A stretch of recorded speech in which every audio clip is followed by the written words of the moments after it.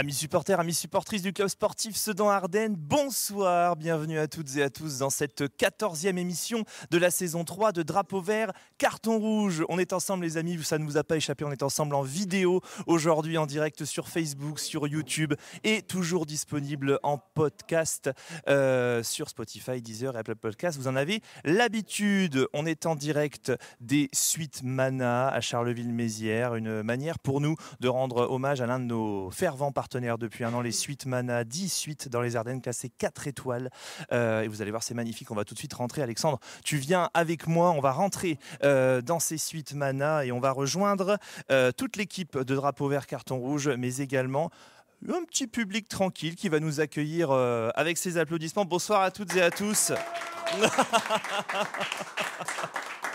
Allez, c'est parti, on est ensemble pour une heure d'infos, d'actu sur le club sportif Sedan-Ardennes. Vous en avez l'habitude maintenant toutes les semaines. J'ai l'honneur d'accueillir Élise Bussaglia que je vous présenterai tout à l'heure, mais également une partie des chroniqueurs. Il y en a un parmi nous qui est le maître du Dudul Quiz. Ah oui, quand même, il fallait la faire celle-là. C'est le maître du Dudul Quiz, non pas parce qu'il connaît les réponses, mais parce que c'est le seul à connaître les questions et à comprendre les règles qu'il fait. C'est Donald. Comment ça va, Donald? On peut l'applaudir. Bonjour, Donald. Enchanté. Ça va, Donald? Ça va? Bon, lui, à la droite de Donald, ce n'est pas le maître des compositions d'équipe, ce n'est pas le maître de l'homme du match, du questionnaire. Par contre, en ce qui concerne le Burger King, c'est le maître. Bonsoir Florian, comment ça va Florian? Salut tout le monde, bonsoir. Et on peut applaudir Florian aussi. Kylian, applaudis-nous Florian. Et puis lui on n'y touche pas. Lui c'est la touche technique, la palette tactique, semaine après semaine. C'est notre Roma national. Comment ça va Roma? Bah ça va, bonsoir à tous. On l'applaudit bien fort, bonsoir Roma. On va saluer l'ensemble de l'équipe de Drapeau Vert Carton Rouge qui est mobilisée ce soir avec Alexandre, notre Antoine à la réalisation. Vous le voyez juste à côté de moi, il ne sert pas les bières, enfin en tout cas pas pour l'instant. Il manipule tous ses boutons comme il sait si bien le faire. On va saluer Kylian également. Et puis j'oublie. J'ai oublié personne. Si, Léo, il est là-bas. Tu vois, c'est parce que tu n'as pas mis ta chasuble, ça c'est pour ça. Tu vois, ça t'apprendra. Je vais également saluer l'équipe de France 3 Champagne-Ardenne qui est avec nous. Alexandre notamment qui réalise un reportage sur le CSSA. C'est ça, hein, tu me dis si je me trompe. Mais voilà, un reportage que vous pourrez apercevoir. Tout est en construction et donc ils prennent des images gentiment de nous, effectivement. Ça peut être bien de nous entendre. Hein. Ouais. Tu vois, vous avez vu ce qu'il fait sur live, il garde tout pour lui. Voilà. Sûr, c'est sympa. Ouais, bah super. Si je pouvais faire un monologue d'une heure, moi ça m'irait très bien. Ouais, bah super, merci. On va y aller. Ouais, on s'en va. Vous en avez l'habitude, on va démarrer avec quelques petites infos au menu de ce Drapeau Vert Carton Rouge et puis ensuite on passera une grande partie de cette émission à parler d'Élise, de sa carrière. On va faire connaissance avec toi. Merci. Une première fois, Élise, d'être en notre compagnie aujourd'hui. Derrière, on va débriefer parce que vous savez que le CSSA jouait ce week-end une victoire brillante, sans appel, 5-1 face à Reims-Murini. On recevra également l'entraîneur de Côte des Blancs parce que vous savez que ça joue dès dimanche. On aime bien quand ça enchaîne comme ça, Florian, les matchs du CSSA. Parfait, moi je suis au taquet là. Dans notre saison. On recevra l'entraîneur de Côte des Blancs pour avoir un petit peu son avis. On vous donnera tous les détails nécessaires pour vous rendre à Vertu. Dès dimanche, un petit Dudul Quiz. Donald Évidemment. Nous a dit il est court mais il est dur. C'est ça. J'ai peur. Et je ne parlais pas de ce qu'il y a dans ton pantalon. Non, alors, tiens, si on n'est pas censuré par Facebook et par YouTube, on sera impeccable. Vérifie que ton micro soit bien activé, mon cher Thibaut, si tu me le permets. Il est activé, mon micro. D'accord. Pour les petites infos, c'est parti, sans transition. D'accord. Alors, première petite info de ce Drapeau Vert Carton Rouge, une collecte de jouets. Je vous donne l'info, ce sont les Young Boys de Sedan. Je ne sais pas si vous avez vu paraître ça sur les réseaux sociaux et sur le Facebook. Qu'est-ce qui se passe? Il y a un problème de son, je te le dis. Ok, tu mets le live en attente s'il te plaît et on reprendra... En fait, on entend ta voix, mais dans nos micros à nous. Ton micro à toi n'a pas l'air activé. Ah. Il est bien allumé, non? Ouais, j'ai tout ce qu'il faut.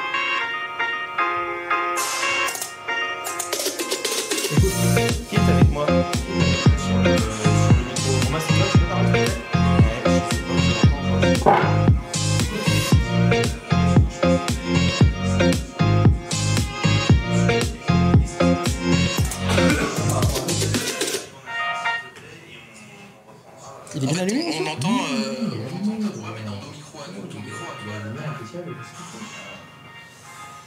Bah, il suffit qu'on lui prête un de nos micros. Hein. Moi, je dis ça. Ouais, mais on m'entend correctement. Tu m'interromps ça, si, on m'entend. Moi, je dis c'est pas grave hein, si on n'entend pas trop Thibaut. Sinon, tu prends mon micro et puis on se le partage avec Donald. Non, je comprends pas pourquoi ça fonctionne pas là.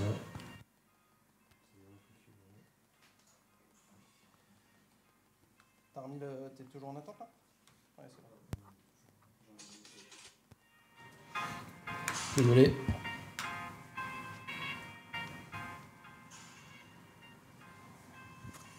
Là, tu vois, on m'entend correctement. On est sur le 1, je vais rentrer. Ça va le faire. Remets le micro en fait, s'il te plaît. Je vais avec le. Non, je mets pas sur le live, hein, c'est pas grave. Attends 2 secondes. Filmez bien tout, hein. Montrez un peu comment on est. C'est les aléas du direct, malheureusement. C'est les aléas du direct. Voilà, c'est vrai, ça a pas sauté déjà, on est déjà. Ça va fonctionner. Sur le live, ils disent quand il commence à l'heure, on n'entend rien, vraiment, il y a toujours quelque chose. Là, normalement, c'est bon. Tu vas m'entendre correctement. Et c'est... Ouais, c'est bon. Ok. Là, on va m'entendre. Allez, vas-y, relance. Attends, il est fou, lui. Vas-y, on y va. Allez, on est de retour, c'est reparti. Là, normalement, tu m'entends, Florian. Tu l'as? Non, tu me dis ça dans 3 secondes. Ok, on est parti. Est-ce qu'on m'entend correctement? On m'entend très fort. C'est jamais correct. Tiens, hop, je vais baisser un peu. Là, c'est bon, on est bon? Attends, Faisons nos je te essais. dis. Ah, c'est bon. Là, c'est bon. On applaudit Thibaut. Applaudissez Thibaut. Merci Thibaut. Allez, on y va pour les infos de ce drapeau vert carton rouge. La première info, je le disais, c'est la collecte de jouets organisée par les Young Boys à l'occasion du dernier match de la saison au stade Louis Dugauguez le 7 décembre. Les Young Boys Sedan organiseront une collecte de jouets à l'intérieur du stade Dugauguez directement. Vous pouvez ramener des jouets, c'est à destination, il me semble, des enfants de l'hôpital de Manchester. Il me semble, Florian, si tu peux Je peux te confirmer ça en 2 temps 3 mouvements, bien sûr. On y va. C'est ça, c'est à destination des enfants de l'hôpital de Manchester. En tout cas, l'initiative est excellente. Donald, tu transmettras à tes congénères, si j'ose dire, à tes équipiers. Non, le centre éducatif de Sedan. Le centre éducatif de Sedan. Bon, c'est bien, c'est un bon début d'émission, j'adore. On est très bien parti. Ça faisait longtemps qu'on n'avait pas fait un début comme ça, mais c'est pas grave. Excellente initiative, vous ramenez et vous êtes généreux, on en est sûr. En venant le 7 décembre pour le match Ocpam, ça se passera directement dans les tribunes du stade Dugauguez. Un petit coucou et nos félicitations à l'équipe R3 parce qu'on suit aussi l'équipe de Régional 3, vainqueur de Bethany dimanche 5-1. Bravo les gars, on continue comme ça. Les adhérents de Drapeau Vert Carte Rouge, on accueille 10 nouveaux adhérents ce week-end. On est 237 adhérents dans l'association Drapeau Vert Carte Rouge. Un grand merci à vous toutes et à tous de nous suivre comme ça au fur et à mesure de nos pérégrinations. Grand merci. Si vous voulez adhérer encore une fois à l'association Drapeau Vert Carton Rouge, le lien est l'OASSO qui s'affiche en commentaire épinglé, il me semble, de ce live. Vous n'hésitez pas. Les inscriptions, elles ont lieu jusqu'au 31 décembre. Et puis, une dernière information, il y a un déplacement qui est organisé dimanche. Donald, peut-être que tu veux nous en dire un peu plus sur le déplacement à Côte-des-Blancs, organisé par Young Boys KVR. Ouais, 20 € sans la place. Donc, il y a encore des places disponibles. Il faut se manifester auprès des Young Boys directement ou du KVR. Voilà. Impeccable, vous les contactez directement via leur page Facebook pour avoir le lieu de rendez-vous, etc. L'inscription, c'est eux qui gèrent tout ça. Mais encore une fois, l'initiative est excellente. On arrive à faire des déplacements de COP en Régional 2. C'est beau. C'est beau, hein. Magnifique. C'est tellement mieux quand les préfets ne mettent pas d'interdiction de déplacement avec les couleurs, etc. Parce que c'est quand même plus sympa d'arriver de la voiture jusqu'au stade avec son écharpe, pas être obligé de se cacher. Voilà. J'ose espérer quand même qu'à Châlons, ils sont un peu plus conciliants parce que, bon, autant à Reims, allez, j'allais dire je peux comprendre, mais non, j'ai même du mal à comprendre qu'on puisse pas encadrer 150 supporters. Après, c'est pas le club, hein, c'est ah non, mais je dis pas que c'est le club. Quand c'était à Cerné-Berry-Lavanne, ils auraient été ravis de nous accueillir. C'est le préfet qui a décidé de pas pas faire comme ça. Non, je suis entièrement d'accord avec toi, mais c'est vrai que c'est dommage du coup de priver comme ça la possibilité de se déplacer, non, mais de faire un petit peu. C'est ambigu parce que tu vois, chanter, etc. Quand on est allé à Sainte-Anne, la plupart des supporters savaient même pas qu'ils avaient le droit ni de chanter, ni de mettre une écharpe. Ils sont venus comme ça en touriste et puis ils ont justement pas fait le job en tant que supporter, mais juste en tant que spectateur. Bon, moi je trouve ça dommage, au moins de communiquer à ce moment-là sur ce qu'on a le droit de faire et pas faire. Ouais, c'est vrai que ce serait le mieux en tout cas. Ouais, c'est un débat. Il y a des questions de sécurité. Je pense qu'on n'a pas tous les éléments aussi. On n'a pas peut-être les retours que peut avoir la préfecture de la Marne. En tout cas, ce déplacement-là, il faut pas le rater. C'est un match. Est-ce qu'on a le droit de le faire?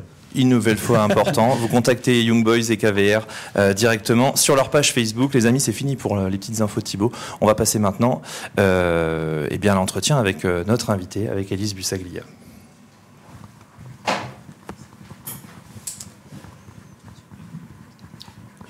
Élise, bonsoir. Bonsoir. Élise, je voudrais te remercier une première fois avant de commencer l'entretien. Ça fait un peu pompeux comme ça fait un peu ce tirage de pompe, mais je voulais te remercier au nom de l'association Drapeau Vert Carton Rouge, te remercier de jouer le jeu, notamment avec nous cette année. L'année dernière, tu n'étais pas présent. Cette année, on a fait connaissance un petit peu rapidement comme ça au fur et à mesure des matchs amicaux et de tout ça. Et je voulais te remercier vraiment, du fond du cœur, c'est peut-être un peu exagéré, mais vraiment merci de jouer le jeu, d'être venu ce soir, d'aller voir régulièrement Roma au bord du terrain, même quand Florian, tu peux couper ton live s'il te plaît, parce que je m'entends en double et c'est absolument insupportable. Merci beaucoup de jouer le jeu comme ça au fur et à mesure pour les spectateurs de Drapeau Vert Carton Rouge et pour nous également. Ça nous fait chaud au cœur.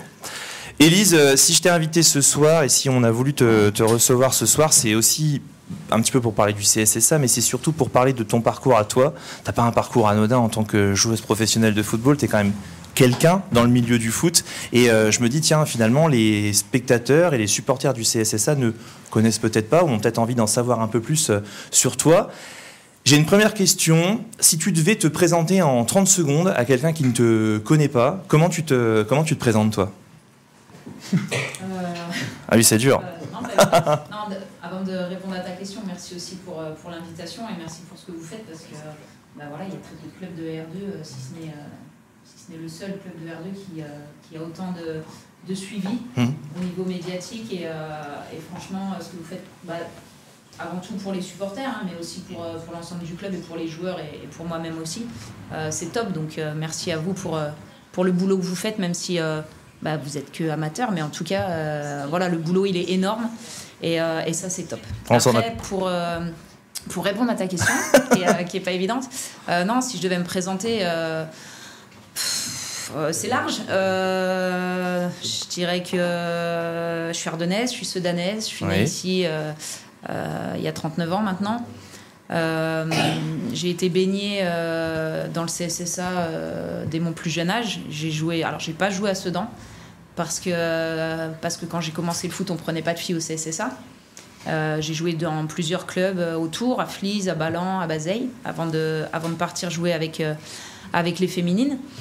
Mais voilà, je suis amoureuse du club depuis toute petite. Mon papa, il m'emmenait au stade Émile Albo. J'ai 2 frères. On a grandi dans une famille où on était très soudés et on jouait tout le temps au foot ensemble. Que ce soit juste avec mes frères ou sur le terrain de foot du village ou dans la cour de récréation. Enfin voilà, moi j'ai toujours joué au foot et c'est ma passion, c'est ma passion première, c'est ce que j'aime le plus. Mais au-delà de connaître toutes les stats ou tous les joueurs ou tous les matchs, c'est vraiment une passion du jeu en lui-même et de ce sport-là. Après, que dire de plus, quand j'ai arrêté de jouer avec les garçons, je suis partie à Clairefontaine. J'ai eu une formation de 5 ans. Alors pour les garçons, on dit l'INF. Je suis restée 5 ans à Clairefontaine parce que pour les filles, ça fonctionnait un peu différemment. Donc ça, c'est une grosse partie de ma vie aussi, parce que quand on quitte ses parents, son coco familial à l'âge de 15 ans, c'est quelque chose forcément qui change une vie, parce que tout le monde ne part pas de chez lui à 15 ans. C'est quand même assez particulier.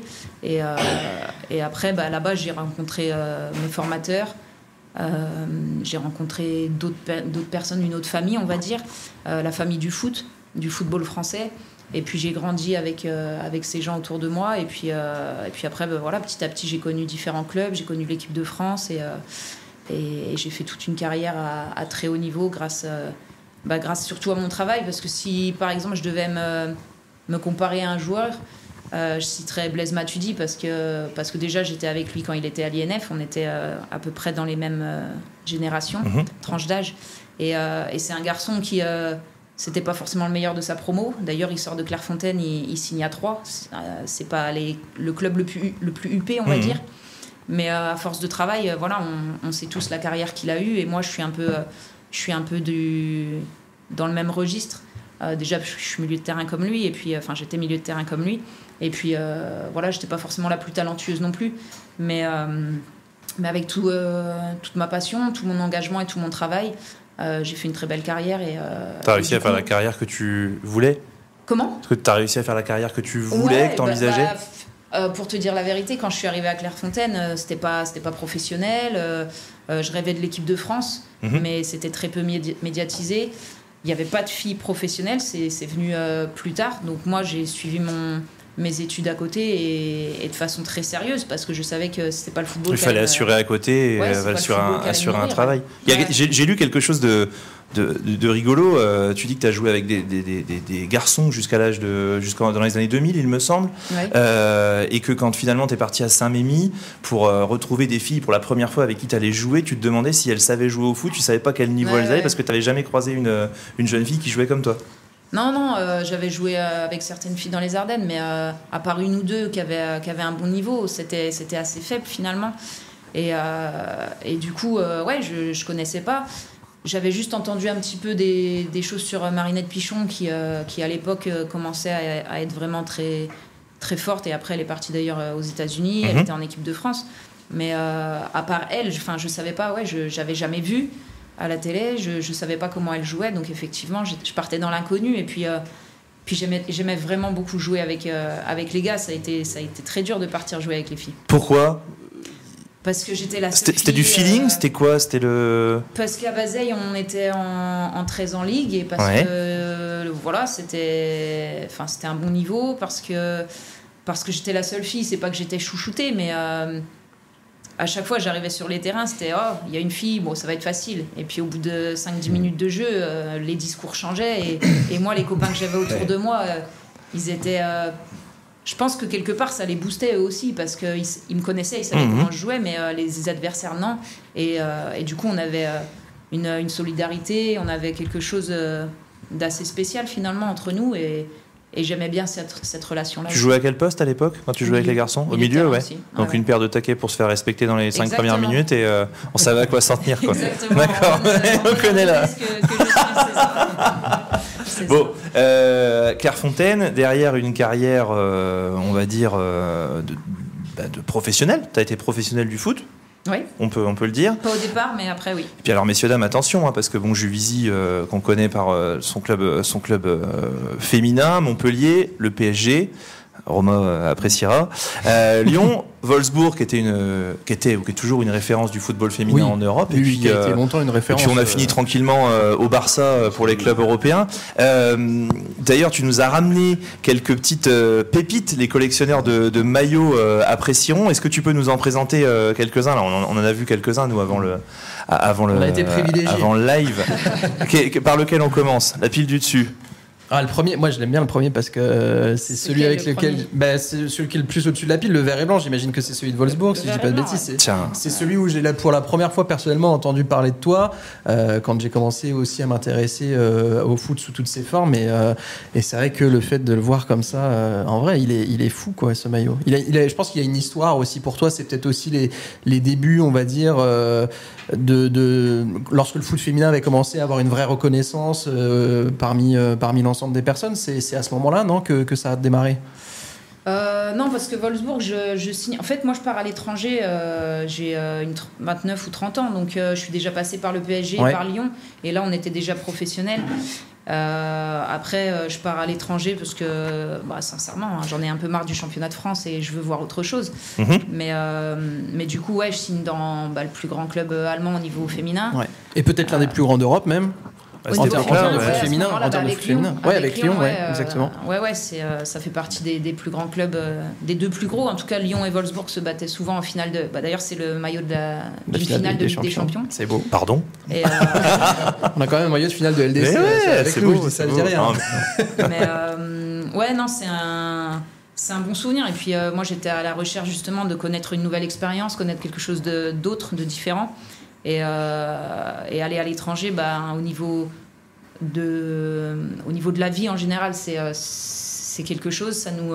T'as appris l'allemand un peu? L'Allemagne en termes de dépaysement, je pense que c'est pas mal. Un peu. Ouais, c'est dépaysant. Puis après, c'est au niveau de l'état d'esprit aussi, c'est autre chose. Et puis une culture football différente. Donc voilà, c'est. Dans l'approche que les Allemands ont avec le foot féminin, t'as senti une différence par rapport à la France? Ou l'étranger, tout court, ouais. Ou à l'étranger, Oui, Enfin, nous, en France, on a du mal, on est encore un peu macho. Oui, on en parlera tout à l'heure, j'aurai une question à ce sujet. C'est encore un peu dur par moment, mais là-bas, j'ai jamais ressenti ça. Tu fais du foot, c'est normal en fait. Bah ouais. Voilà. T'as gardé des amitiés là-bas, des contacts? Ouais, des contacts avec certaines joueuses, ouais. En France, je reviens un petit peu en arrière, on peut peut-être prendre un autre maillot. Tu parlais de ton passé, tiens, il y a le rouge et blanc là que je vois, qui est un. Celui-là, il est collector, il va plaire aux historiques. Celui-là, il va plaire aux plus anciens et fidèles supporters du CSSA. Alors, je suis incapable de vous donner l'année. On va nous donner sur le live, on a des fervents. Ouais, je pense que les supporters sauront reconnaître l'année. Mais non, ce maillot, alors si je dis pas de bêtises, c'était un tournoi à l'US Bazeilles, donc mon dernier club masculin. Et c'est Jean-Louis Mazéo qui me l'avait dédicacé avec Jean-Luc Courtet aussi, et qui me l'avait donné. Et Mazéo, moi, ça a été une de mes premières idoles parce que, à Albo, le voir jouer, c'était quand même quelque chose. Et c'était un exemple, un modèle. Et je me souviendrai aussi du jour de sa blessure parce que j'y étais et ça m'avait énormément marqué parce que je m'étais dit, finalement, une carrière, ça tient à rien parfois. Et voilà, ça a été un super joueur et moi j'avais pris beaucoup de plaisir à le regarder jouer et à l'applaudir, mais j'étais gamine, mais c'était des grandes émotions. On est en contact avec Jean-Louis Mazéo, messieurs, il y a de fortes chances pour qu'on le reçoive dans les prochaines semaines. Le teasing. Mais il est intéressé pour venir ici et à chaque fois, tout le monde nous en parle comme un excellent joueur. Romain, tu l'as peut-être vu jouer, toi? J'ai exactement les mêmes souvenirs, on a à peu près le même âge. Vous étiez l'un à côté de l'autre au stade, non? Sans le savoir, tu sais. Mais c'est vrai que pour tous ceux qui ont vu Jean-Louis Mazéo jouer à Albo, c'était quelque chose. Enfin voilà, c'était la classe. Enfin, milieu de terrain. C'était beau à voir jouer, c'est que des bons souvenirs. Ouais. Ça marche. Maillot noir, je vois Suez d'inscrit, celui-là on le connaît, on parlait de grand club français précurseur en termes de football féminin, l'Olympique Lyonnais. Ouais, l'OL,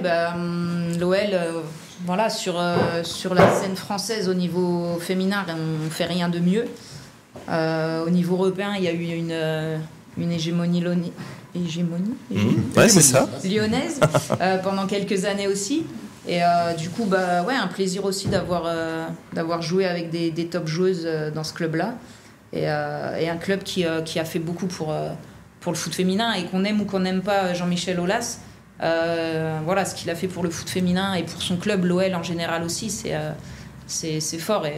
On le prenait un peu pour un fou au départ. C'est vrai qu'il y a beaucoup de médias qui s'interrogeait sur le projet. Un petit peu particulière, Jean-Michel Aulas, ça a été un ami aussi de Pascal Urano.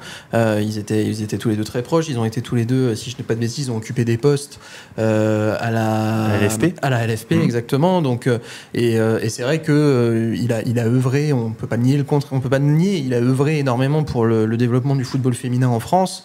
Et je pense qu'on lui doit beaucoup aussi pour ça. Sylvain nous dit sur le live, le maillot de Sedan, 1994. Tu vois, je t'avais dit qu'on aurait J'avais 9 ans. C'est beau. J'ai dit qu'on aurait la réponse instantanément. L'Olympique Lyonnais, c'est un aboutissement. Pour moi, tu as dû croiser des joueuses hyper connues. Comment tu t'arrives à Lyon en tant que cadre ou plutôt encore à faire tes preuves, entre guillemets?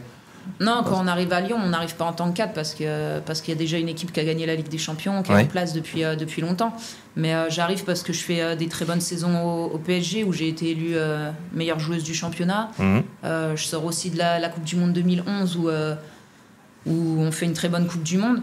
Après, Jean-Michel Aulas avait fortement insisté pour que je rejoigne l'équipe justement en 2011. Et moi, je veux pas parce que... Enfin, en 2011. Et je veux pas parce que j'avais donné ma parole au PSG de faire une année supplémentaire. Donc, je l'ai rejoint que l'année suivante. Oui. Mais il t'appelle directement, Jean-Michel Aulas ouais, directement. Ouais, il est insistant. Hein, donc sur ton téléphone, tu vois JM Aulas, tu dis bon, je peux pas répondre, là je vais à l'entraînement. Non, il est quand il a envie de. Quand il a envie de quelque chose, d'avoir ce qu'il a décidé, il est insistant. Mais d'accord. Mais enfin voilà, moi j'avais donné ma parole de toute façon, donc c'est ce que je lui disais. Et à un moment, il montait un peu les chiffres, je lui ai dit non, ça sert à rien. Enfin, ah ouais. Stop, ouais. D'accord. Mais c'est normal, c'est son rôle aussi, et lui. Il fonctionne aussi comme ça. Hein. Il voulait en tout cas aller piocher dans les différents clubs les joueuses qui l'intéressaient pour former. Du coup, ta plainte pour harcèlement, elle a abouti Non, j'ai été insistant, je n'ai pas dit harcèlement. C'était pour revenir à l'Olympique Lyonnais, c'était un peu le rôle de du club de l'Olympique Lyonnais à l'époque de phagocyter un peu comme ça les talents. En France, et t'en as fait partie, il l'a fait chez les filles, il l'a fait aussi de temps en temps chez les garçons aussi. Après, il voulait simplement tirer le meilleur de son équipe, donc ça, bien sûr. C'est normal aussi. Enfin, c'est son rôle de président. Il y a une jeune joueuse ardennaise, messieurs, qui joue en ce moment à l'Olympique Lyonnais, Charline Coutel.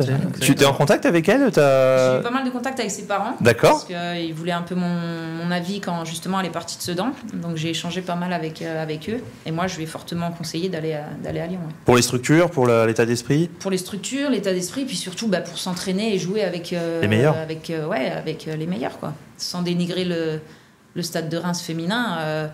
Mais ici on peut. Hein. On peut ici. Après, non, mais voilà, elle avait plusieurs opportunités, dont le stade de Reims et l'Olympique Lyonnais. Je lui ai dit, il n'y a pas photo, va à Lyon. Parce que pour moi, s'entraîner avec les meilleurs et pouvoir jouer avec les meilleurs.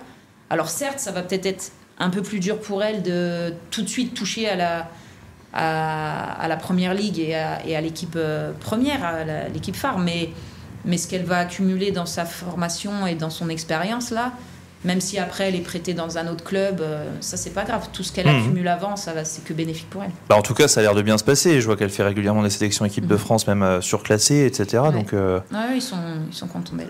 On suit. On parlait de Coupe du Monde 2011 tout à l'heure. Il y a un maillot quand même qui nous a estomaqué, c'est le maillot jaune. Parce que qui dit Coupe du Monde dit icône du football, qui dit icône du football numéro 1, du football féminin numéro 1, c'est Martha, que tout le monde connaît, et tu as échangé un maillot avec Martha. Ouais, c'est ça aussi, on a la chance de faire quand même pas mal de matchs internationaux, et de temps en temps j'ai échangé des maillots, et c'est vrai que celui-là je l'ai gardé, parce que Martha c'est quand même une icône, et j'ai gardé son maillot. L'année dernière, donc j'enseignais à l'école Prairie à Sedan, et j'ai donné, comme on avait fait un cycle foot avec mes élèves, j'ai donné quasiment une quarantaine de maillots aux 2 classes avec lesquelles on avait fait le cycle foot, les CM1 et les CM2. Et quand je triais mes maillots pour les donner, j'avais vu Martha, je dis non, celui-là je peux pas, celui-là je le garde. Mais j'ai donné un autre maillot du Brésil, celui d'Andressa. Et tu les as donnés à tes élèves? Ouais, je les ai donnés. Tu t'avais quelle classe? Des CM1, CM2. Ok, il faut qu'on s'inscrive en CM1, CM2. C'est un peu grand, Thibaut. Parce que j'en garde, mais finalement, là, je les garde pour mes enfants quand ils grandiront. Je leur expliquerai. Mais je vous dis, j'en ai donné une quarantaine, donc j'en avais finalement suffisamment. Combien de sélections en équipe de France t'as eu? 192. Et tu disais que t'as eu 2 maillots par match en gros? Pas au début, parce qu'on était moins gâtés, mais à la fin, c'est 2 maillots par match, donc forcément. Tu les gardes? Non, je les donnais. Tu les donnes, mais si tu veux, tu les gardes. Ah oui? Oui, d'accord. On te les donne. 380 maillots. Ah oui, c'est pas comme. En attendant qu'il les récupère pour les laver. C'est pas comme nous le dimanche matin où si tu repars avec ton maillot, il y a ton coach qui fait ton maillot.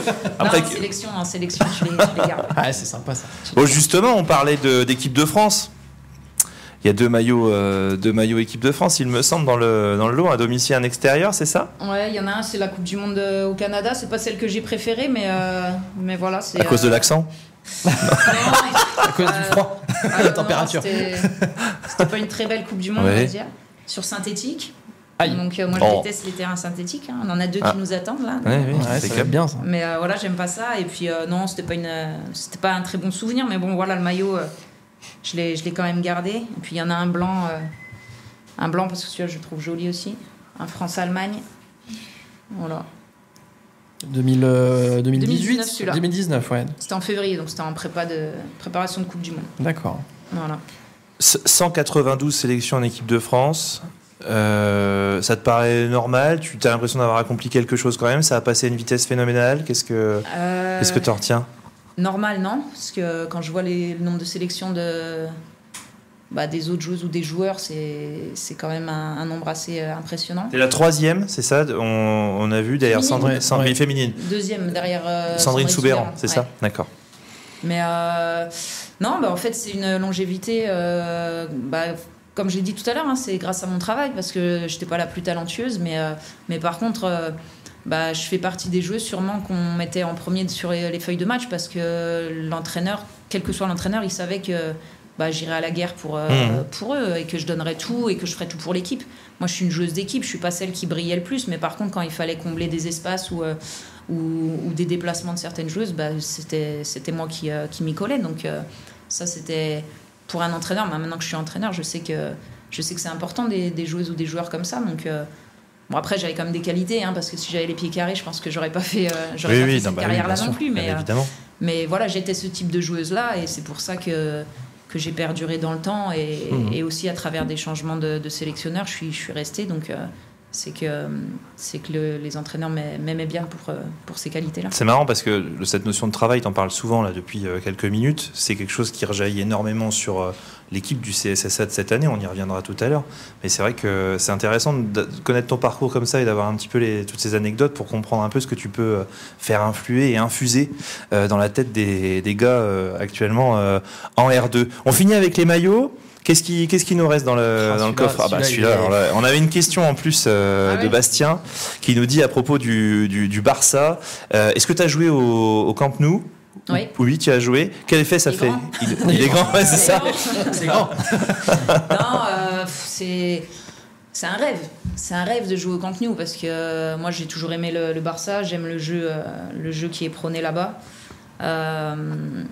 C'est un style unique et voilà, pouvoir jouer au Camp Nou, oui, c'est un rêve et c'est magnifique. Après, quand on est dans l'événement, après on se concentre sur le match, mais ouais, c'est très spécial. Ouais. Ça marche. On a fait le tour des question. Maillots. Vas-y, Donald. C'est toujours les supporters qui parlent, mais du coup, au niveau des affluences du côté du football féminin, c'est où as-tu vu le plus de monde venir voir les matchs? En Allemagne, en Espagne, en France? Sur les dernières grandes compétitions, la Coupe du Monde en Allemagne, les Jeux en Angleterre, les Jeux à Londres 2012.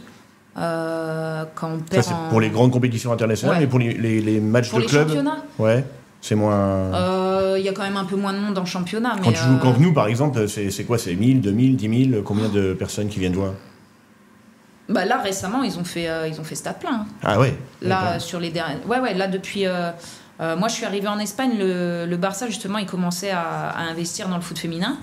Depuis, elles ont gagné la Ligue des Champions. Elles font Ballon d'Or sur Ballon d'Or avec Putellas et Bonmati. Ouais. Et elles remplissent, quoi, du coup. Et ouais. Mais parce qu'ils ont aussi mis... quand je dis les moyens, c'est pas forcément que financier, mais c'est aussi toute la communication, tout le marketing. Et tout ça, ça fait effet boule de neige. En France, souvent, on nous dit ayez des résultats et ensuite vous aurez. Mais non, mais ça marche pas que comme ça. En fait, des fois, il faut fonctionner un peu à l'envers, dans l'autre sens. Investir dans un premier temps. Voilà. Il y a beaucoup de nostalgique sur le live et notamment un but en particulier de ta carrière, celui en 2011 contre l'Angleterre à la 87e minute. Oui. C'était en Allemagne, c'est ça? C'est la Coupe du Monde en Allemagne. Ouais. Il y a beaucoup de nostalgique. Il y a beaucoup de nostalgique de ce but-là. Donc, je vous invite à aller le revoir. C'est vrai que c'était une belle émotion. Et je sais plus, j'en ai. Oui. De rien. Il m'a coupé. Si, j'aborde le sujet de cette espèce de comparaison de football féminin, football masculin. C'est vrai qu'on voit que le football féminin est, comme tu le dis, parfois poussé depuis quelques années. Pour toi, est-ce qu'une footballeuse aujourd'hui doit toucher autant qu'un footballeur? Est-ce qu'il y a des problématiques, des choses comme ça? C'est compliqué mais c'est quoi ta position là-dessus avec ton vécu à toi, j'ai envie de dire. Je sais que au début de ta carrière, tu l'as dit, tu as dû forcément travailler à côté, passer des diplômes, etc., assurer un avenir, entre guillemets. Assurer un avenir tout court, d'ailleurs, pas entre guillemets. Quelle est ta position là-dessus? Tu vois ce que je veux dire? Comment tu l'as vécu, toi, cette montée un peu du football féminin? Est-ce qu'elle t'a apporté du confort? Est-ce que ça a été plus pratique à un moment donné ou pas? Comment tu le vis? Oui, bien sûr. À un moment donné, je me suis mise en disponibilité aussi de l'éducation nationale et j'ai vécu du foot féminin, bien sûr. Mais... c'est-à-dire qu'avec 198 sélections, si t'es un homme, t'es millionnaire, voire multimillionnaire, quoi, normalement. Donc, je suis pas millionnaire, loin de là. Très loin de là. On a dit que c'était un entretien personnel, mais bon, à ce point-là... Il y a encore des vrais écarts, c'est vrai, il faut le dire. Comment on peut réussir à développer ça? Il faut que le foot féminin se rapproche autant que possible du foot masculin en termes de revenus, en termes de mise en lumière, en termes d'image, en termes de communication, en termes de professionnalisme. Et ça, il y a des gens qui essayent de le faire. Mais ça passe aussi par tout un tas de choses. Ça passe par la communication, ça passe par les médias. Et je pense que c'est important. Et Élise me le confirmera sûrement. Mais il y a encore du travail à faire sur ce côté-là de la part de tous les organismes qui voltigent autour du foot féminin, quoi. Oui, énormément. Il y a énormément de travail à faire. On voit que là, quelque part, il y a un petit peu un désamour de la Ligue 1 masculine dans le foot féminin français. Ça n'a pas été fort là, pour les droits télé sur la trêve estivale. Mais il faut se poser aussi des questions parce que dans d'autres pays, quand je compare ce qui se fait dans d'autres pays sur le foot féminin, on voit que ça se développe énormément. Donc je ne vois pas pourquoi en France, ce n'est pas possible de le faire. Mais après, c'est une grosse question de volonté. Après, on en parlait tout à l'heure, Jean-Michel Aulas, ça fait beaucoup avec l'OL. Là, il fait beaucoup aussi au niveau de la Fédé. Il veut promouvoir cette première ligue féminine. Maintenant, il y a du travail. Il y a beaucoup de travail à faire. Ok. Non, je t'en prie, vas-y. Ok, merci Florian. Avec plaisir. 2020, fin de carrière, un petit passage à Dijon pour revenir en France et remettre les pieds un peu en Côte d'Or. Derrière, tu arrêtes ta carrière. Qu'est-ce qui se passe à ce moment-là? Tu reprends l'éducation nationale, CM1, CM2 à l'école de la Prairie à Sedan ou Non mais qu'est-ce qui se passe? Parce que moi perso, je te connaissais en tant que joueuse. Je ne savais pas avant les premières rumeurs de l'année dernière où on annonçait ton arrivée à la tête du CC. C'est ça que tu vivais à Sedan. En plus, moi je suis éduc sportif, donc je travaille dans les écoles différentes. L'école de la Prairie, je suis jamais allé, mais je suis pas passé loin. Je pense que si je t'avais rencontré dans une école, tu vois, à Sedan, j'étais tombé nez à nez avec toi, je me serais dit ah ouais, ah ouais, d'accord. Qu'est-ce qui s'est passé? T'es revenu dans les Ardennes directement? Ouais, moi je suis pas très réseaux sociaux, donc je fais pas, je raconte pas ma vie. Il n'y avait pas une story quoi. Avec Wally, tu sais. Allez, je suis là. C'est ça, je suis pas trop, je parle pas trop de moi sur les réseaux, mais non, dès que, moi comme je l'ai dit tout à l'heure, je suis partie de chez moi, j'avais 15 ans, donc autant tout ce que j'ai vécu, toute ma carrière, j'ai adoré, mais tous les sacrifices qu'on fait quand on est athlète de haut niveau, les gens se rendent pas compte. Je rentrais chez moi 2 fois par an. Une fois à Noël, une fois l'été. C'est tout. Donc, si je voulais voir ma famille, en fait, c'est eux qui se déplaçaient. Mais sinon, je rentrais pas, en fait. On a un rythme de carrière qui est assez intense, assez infernal. Et du coup, moi, c'est pas pour faire pour faire beau ou être démagogue, c'est pas ça. Mais le seul endroit où je me suis toujours considérée chez moi, c'est chez mes parents, c'est à Sedan, c'est dans les Ardennes, parce que c'est en moi, c'est mes racines, c'est comme ça, et parce que aussi le fait d'être partie à 15 ans, forcément il y a une attache qui est très forte, et je m'étais toujours dit à la fin de ma carrière, je veux revenir auprès de ma famille, auprès de mes parents, auprès de mes frères. Alors j'ai de la chance, ils ont pas bougé parce qu'ils auraient pu aussi, la vie aurait pu les emmener ailleurs, mais ils sont restés là. Et du coup, moi, quand j'ai terminé le foot, ma priorité, c'était de rentrer dans les Ardennes. Donc voilà, après, j'ai réussi à avoir ma mutation parce que j'avais passé le concours en région parisienne. Donc il fallait que j'obtienne ma mutation pour revenir ici. C'était la seule vraie condition, finalement. Et j'ai réussi à obtenir ma mutation pour être prof des écoles dans les Ardennes. Donc voilà, j'ai pu rentrer juste après le foot ma carrière. Fini du jour au lendemain, ou tu faisais des matchs avec des vétérans, un five de temps en temps Non, j'ai fait un five avec mon frère et... Parce que ça c'est pareil, tu croises Élise Bussaglia au five à Fit and Soccer à Sedan ou un truc comme ça, tu te dis je l'ai fait une fois. C'est vrai? Une fois, ouais. Mais plus de foot, et ça fait pas bizarre du jour au lendemain comme ça? Si, des fois j'aimerais jouer, mais après voilà, on passe à autre chose. Et puis aussi eu 2 enfants, donc en peu de temps finalement. Ma fille est née en 2019, mon fils en 2021. Donc là, j'ai été bien occupée. Ça occupe. Voilà, ça occupe énormément. Pour tous les parents, voilà, vous le savez bien. Donc non, c'est une autre vie qui a commencé. Et après, voilà, je suis passionnée. Donc je suis revenue au foot assez rapidement, mais par un autre biais. Donc justement... On va créer le DVC RFC. On va prendre Élise avec nous. Et voilà. Dimanche matin, ouais. On est combien là ? On est 4, 5 ? Pourquoi pas. Il manque 6 joueurs, c'est bon. Pourquoi pas. Pourquoi pas. Donc, nouvelle vie en 2020, et puis du coup, nouvelle vie en 2024. Ouais. Teddy t'appelle, t'as les premiers contacts pour venir à Sedan. Et là, tu te dis oui instantanément. Qu'est-ce que tu réfléchis un peu en disant est-ce que c'est le début d'une nouvelle carrière ? Comment tu prends la chose ? Je dis oui assez rapidement parce que je dis quand même que je vais réfléchir, mais... Oui. Mais c'est plus une réflexion sur l'organisation finalement. Comment je m'organise au niveau de mon travail ? Est-ce que je me mets en disponibilité ? Est-ce que je refuse parce que je continue à enseigner ? Parce que pour moi, les deux, c'était pas possible. Après, de toute façon, j'avais décidé de me mettre en disponibilité parce que dans l'éducation nationale, on m'avait refusé de continuer à mi-temps. Parce que j'avais pris un mi-temps jusqu'à ce que mon fils ait 3 ans. Puis quand notre enfant a 3 ans, quand on est fonctionnaire, on n'a plus le droit au mi-temps. En tout cas, il n'est plus de droit. Donc du coup, j'ai dit je me mets en dispo parce que je voulais pas que mes enfants aillent à la garderie de 7h30 à 17h30 pour que moi j'aille m'occuper entre guillemets des enfants des autres. Donc ça, c'était un choix de parents. Et ensuite, quand Teddy me propose d'entraîner le CSSA, voilà, je regarde un peu au niveau familial, comment ça peut s'organiser, au niveau des horaires, des journées. Je dis allez, ça colle, donc... T'es quelqu'un qui calcule beaucoup à l'avance. Ouais. Sur ce genre de choses, oui. Pour savoir comment je vais pouvoir m'occuper de mes enfants et le temps que je vais pouvoir leur consacrer, ça je calcule, c'est pour clair. Pouvoir tenir parole aussi, j'imagine. Tout à l'heure, tu disais, j'avais dit au PSG que je ferais une dernière saison, j'ai tenu coûte que coûte. Tu es quelqu'un qui tient parole. Surtout, je fais pas les choses à moitié. Si je m'engage dans un projet, c'est... dans tout, en même temps, je suis comme ça dans la vie. Si je fais quelque chose, je le fais vraiment à fond. Je veux réussir, je veux bien faire les choses. En tout cas, me donner les moyens d'y arriver. Après, on y arrive ou on n'y arrive pas. Mais moi, je pars du principe que je veux tout donner pour y arriver. Parce que si je donne pas tout et que j'y arrive pas, après, j'ai forcément que des regrets, quoi. Et moi, je veux pas vivre comme ça. Donc je calcule pour voir si je peux m'engager à fond dans mes différentes parties de la vie, et puis après on fonce. Ça colle, donc je fonce, quoi. Donc on fonce, on arrive au mois de 27 juillet, il me semble, 24 juillet, la reprise du CSSA. 24, je crois. Et là, c'est parti. On fait un petit point sur le début de saison. T'as un effectif, c'est ta première expérience. Comment ça se passe, les premiers entraînements ? Tu prends un peu tes marques Ouais, je prends mes marques. Après, j'avais quand même entraîné un peu avant, mais je prends mes marques assez rapidement avec les joueurs, avec le staff. Mais en fait, je veux simplement reproduire ce que j'ai appris tout au long de ma carrière. Je pioche un petit peu chez différents entraîneurs, dans différents modes de fonctionnement. Bien sûr, ce que j'ai aimé. Je reproduis pas forcément ce que j'ai pas aimé, c'est sûr, mais après, je suis pas parfaite, je fais des erreurs. Parfois, je me trompe sur les séances d'entraînement, sur des choix, sur la façon de communiquer aussi avec mes joueurs, ça arrive.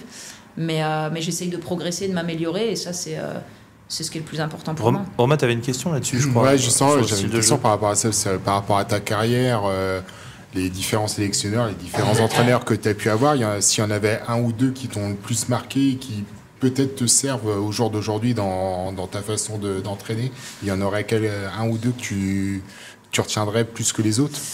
Ouais, le premier, c'est Gérard Prêcheur. Vous avez peut-être entendu parler de lui parce que son nom a circulé là du côté de Caen. Tu l'as eu au PSG, lui? Je l'ai eu au PSG, je l'ai eu à Lyon, mais je l'ai eu aussi en tant que formateur à Clairefontaine. D'accord. Donc plusieurs étapes dans ma carrière. Et lui, c'est l'exigence, c'est le travail et c'est le côté formateur qui m'a beaucoup plu parce que sans l'avoir connu, si je l'avais pas connu à Clairefontaine, je sais pas si j'avais eu cette carrière-là. Parce que son exigence sur tous les contrôles, toutes les passes, tout le travail qu'il faut faire aussi pour y arriver. Et lui, il m'a beaucoup appris. Ouais. Donc lui, après, j'ai beaucoup aimé, j'ai travaillé qu'1 an avec lui, mais j'ai beaucoup aimé Olivier Chouafny. parce que ancien joueur, donc il avait les codes du haut niveau, il avait les codes aussi de il savait forcément quand on est joueur ou joueuse, on a des vécus aussi. Je dis pas que tous les anciens joueurs ou anciennes joueuses sont des bons entraîneurs, et je dis pas que quelqu'un qui a pas joué n'est pas un bon entraîneur, mais forcément dans la relation, dans le vécu qu'il a eu, il y a des choses, ça lui parlait, et nous, ça nous parlait, forcément, ça a matché, quoi. Ouais, et puis milieu de terrain, même poste. Et aussi milieu de terrain. C'est ça. Olivier Chouafny, ouais, c'est ça. Et puis, alors, après, c'est pour avoir discuté aussi avec quelques joueurs du groupe, je pense que, il y a des joueurs même du groupe actuel qui prennent aussi les conseils du fait de leur poste. Notamment les milieux de terrain, je pense que, peut-être, je sais pas. Ils entendent beaucoup aussi les conseils. Et je pense que, ça aide de jouer aussi au même poste. Je pense qu'on donne des conseils et inconsciemment, ça joue beaucoup, je pense. Oui, sûrement. Après, par exemple, Noam Marquez et Jeff Bro, je leur dis souvent, j'ai pas grand chose à vous dire, c'est pas qui vous débrouillez-vous. Bonjour. Non, mais c'est logique. Moi, je me dis. Oui, c'est ça. Non, mais voilà. Pat est là pour bien ça. Sûr. Bien sûr. Non, mais voilà, c'est ça. Mais c'est plus logique, même si j'ai bien sûr un regard et j'ai des attentes par rapport à ce poste-là et par rapport à eux. Mais le mieux placé, c'est Pat, c'est pas moi. Hein. Non, mais c'est ça, mais le discours a forcément plus d'impact. Oui, par la légitimité que tu as de la carrière que tu peux avoir. Forcément. Oui, bien sûr. Le début de saison du CSSA, t'aurais aimé d'autres choses? T'es plutôt satisfaite de ce qui se passe là avec le recul sur les 3 mois? Enfin, il y a quand même 8 victoires, 3 buts encaissés. Alors 8 victoires, ça de cerner 8 victoires sur le... Tu sens quand même l'exigence du très haut niveau, parce que je lisais l'article qui est sorti hier du coup dans l'Ardennais par rapport à la victoire de samedi, où du coup il y a un petit passage où Élise parle et il dit ouais c'est bien, mais petit but à la fin quand même, c'est dommage, on aurait bien rendu une copie plus propre. Oui, non mais bien sûr, mais c'est là où tu sens aussi toute l'exigence, je pense, du haut niveau et de la carrière d'Élise qui ressort à ce moment-là, quoi. T'as des idées pour les prochains mois? Alors, on rappelle que le CSSA est leader de son groupe. Bon, visiblement, ça va bien se passer quand même. Les matchs se passent plutôt bien de manière générale. Il y a des choses que tu vas vouloir mettre en place, des détails à régler, des choses à instiguer comme ça dans les prochains mois pour le CSSA? En fait, j'aimerais qu'on reproduise. Alors, c'est le côté idéal, mais c'est impossible. Mais j'aimerais que chaque match, on reproduise ce qu'on a fait en première mi-temps samedi. Parce que samedi, la première mi-temps, pour moi, elle est très bonne. C'est sûrement la meilleure mi-temps qu'on fait depuis le début de l'année. Et donc, j'ai envie que les joueurs tendent vers ça. J'ai envie qu'on tende vers ça sur 90 minutes, quels que soient les événements du match, quels que soient les changements aussi, les rotations qu'il peut y avoir. Parce qu'on est en régional, donc des fois, ça rentre, ça sort, ça re-rentre après parce que c'est le règlement qui veut ça et parce que on peut en profiter et c'est comme ça. Mais du coup, j'aimerais que l'intensité, l'exigence et la qualité qu'ils ont mis en première mi-temps, qu'on a mis, j'aimerais que ce soit le cas sur 90 minutes, avec bien sûr des améliorations, parce que on le voit samedi. Je pense que le match, on peut finir à 7-0 et personne crierait au scandale s'il y avait 7 ou 8-0 samedi. Il y a des personnes qui évoquent un manque de finition, entre guillemets, du côté du CSSA. Comment t'expliques parfois qu'on rate des occasions immanquables, entre guillemets? Après, le plus dur au foot, c'est de marquer des buts. Oui. Merci. Allez, c'est bon, question suivante. Mais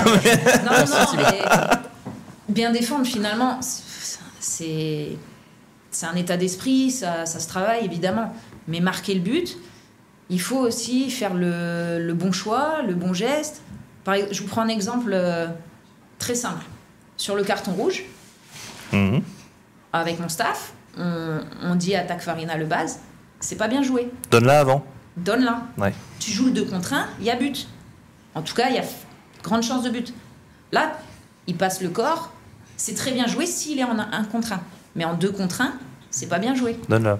Donc c'est juste ça, un exemple. Mais tous ces détails-là, bien sûr, j'aimerais qu'on progresse, qu'on optimise. Et là, c'est l'exemple de Takfa, mais... Combien de tours de terrain il a dû faire, du coup? Là, il court encore, là. Il a commencé hier matin. Non, je suis pas comme ça, parce que autant je suis très exigeante sur l'état d'esprit, l'envie, le fait de vouloir bien faire et d'être très exigeant, justement, sur ça, autant ils ont le droit de rater. Ils ont le droit de rater, ils ont le droit de pas faire le bon choix au bon moment, parce que ça reste du foot, ça va vite, on voit pas tout... Et puis il a le droit de se tromper. Il a quoi? Il a 21 ans, Takfa. Il est jeune, quoi. Il apprend. Jeune, bien sûr. Donc non, il va pas faire des tours de terrain pour ça. Non. Ouais, je suis d'accord. Ça c'est pas une faute d'état d'esprit. En fait, non, ça c'est une faute technique. Et les fautes techniques dans le foot, on en fait tous à n'importe quel moment du match. Et c'est là des fois où je trouve que des fois on est un peu dur parce que voilà, il y a des fautes techniques. Tant que c'est pas il y a pas un manque d'envie. Et, oui. Voilà. Après, il y a plein de paramètres. Il y a les terrains, il y a l'adversaire en face, il y a le coup de pression. Mais voilà, après, je trouve que, on parle de manque d'efficacité sur un match, on met 5 buts quand même, quoi. Oui, non, mais et c'est pas dur, c'est que l'année dernière, on rencontre ça aussi. Tu mets 5-2 à tout le monde, à tous les matchs. Et à un moment donné, il faut qu'on trouve aussi des leviers. Et en même temps, on entend parfois les consignes que tu peux donner sur le bord du terrain. On s'interroge aussi parfois sur la portée, parce que nous, on n'a pas les codes. Tu sais, quand tu dis donne là, viens là, mets là, machin. Et donc, on essaye de comprendre aussi ce que toi, tu veux mettre en place. C'est vachement intéressant. Dans l'évolution de l'équipe au fur et à mesure de la saison, surtout avec autant de nouveaux joueurs. Ouais, c'est ça. Voilà. Après, ce que tu disais, c'est ce qu'on entendait beaucoup. Enfin, ce que moi j'entendais souvent en bord terrain, des fois sur les matchs, où, quand tu demandes plus de justesse et plus de rythme. Et c'est vrai qu'il y a eu beaucoup ça sur la première mi-temps. Samedi, on l'a vu, il y a eu beaucoup de justesse et c'était hyper intéressant. Mais c'est vrai que on est, je trouve, depuis le début de saison, dans des situations où on arrive à manger l'adversaire assez physiquement. En fait, on arrive à user l'adversaire physiquement. Donc oui, alors après, forcément qu'à un moment, on met quand même beaucoup d'intensité et que forcément, le déchet technique, à un moment ou à un autre, on l'a forcément par moment dans le match. Parce que ça demande quand même beaucoup d'efforts et que à un moment, on peut pas être juste tout le temps. Parce que c'est tant mieux, on va en mettre 15 à tous les matchs et ça, c'est impossible. C'est du foot. Enfin, voilà, c'est impossible de maintenir cette intensité-là tout un match. Donc, voilà, après, c'est... l'exigence est logique, mais après je trouve qu'on est quand même plutôt bien en maîtrise notamment sur les derniers matchs, quoi. Mais c'est par exemple par rapport à l'intensité qu'on met. Oui, je leur demande de mettre beaucoup d'intensité à la perte de balle, de récupérer très vite. Et c'est là où, par exemple, un domaine où je veux qu'on progresse, c'est dans la gestion des temps forts et des temps faibles. Et pour moi, on doit être capable de récupérer au niveau physique, de récupérer avec le ballon. On doit être capable de faire circuler le ballon rapidement, mais nous en soufflant. Parce qu'on doit pas justement attendre qu'on soit en difficulté ou attendre de laisser l'adversaire revivre un petit peu ou des choses comme ça. On doit garder la maîtrise du ballon et récupérer en même temps pour ensuite réattaquer de plus belle.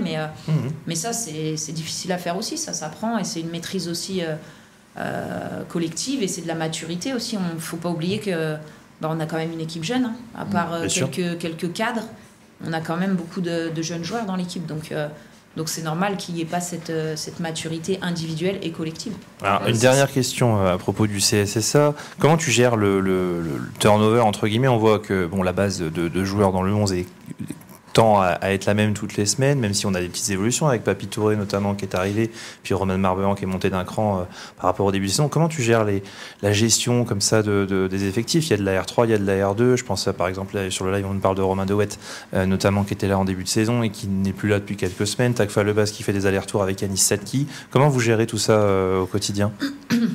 Déjà, il y a la première problématique qui est pas facile à gérer, c'est le fait qu'il y ait 6 mutés seulement sur la feuille de match. Et ça me pose des problèmes parce qu'il y a des joueurs que j'aimerais voir plus, que j'aimerais faire jouer et que je peux pas mettre parce que quelque part, ma colonne vertébrale, elle est déjà constituée de quasiment 6 mutés. Donc ça laisse peu de place à certains et ça, c'est déjà une première difficulté. Après, par rapport aux non-mutés, y a des places à prendre, ça dépend des postes. Il y en a qui jouent beaucoup. Telio Zanier, par exemple, il a beaucoup joué. Adem Zekdan, il joue pas mal aussi. Je parle des non-mutés. Et après, il y en a effectivement qui tournent un peu plus. Moi, je leur dis, ce que je leur dis, hein, qu'on joue en R2 ou en R3, l'important, c'est de se donner à fond. Se donner à fond pour l'équipe dans laquelle on joue, pour le club.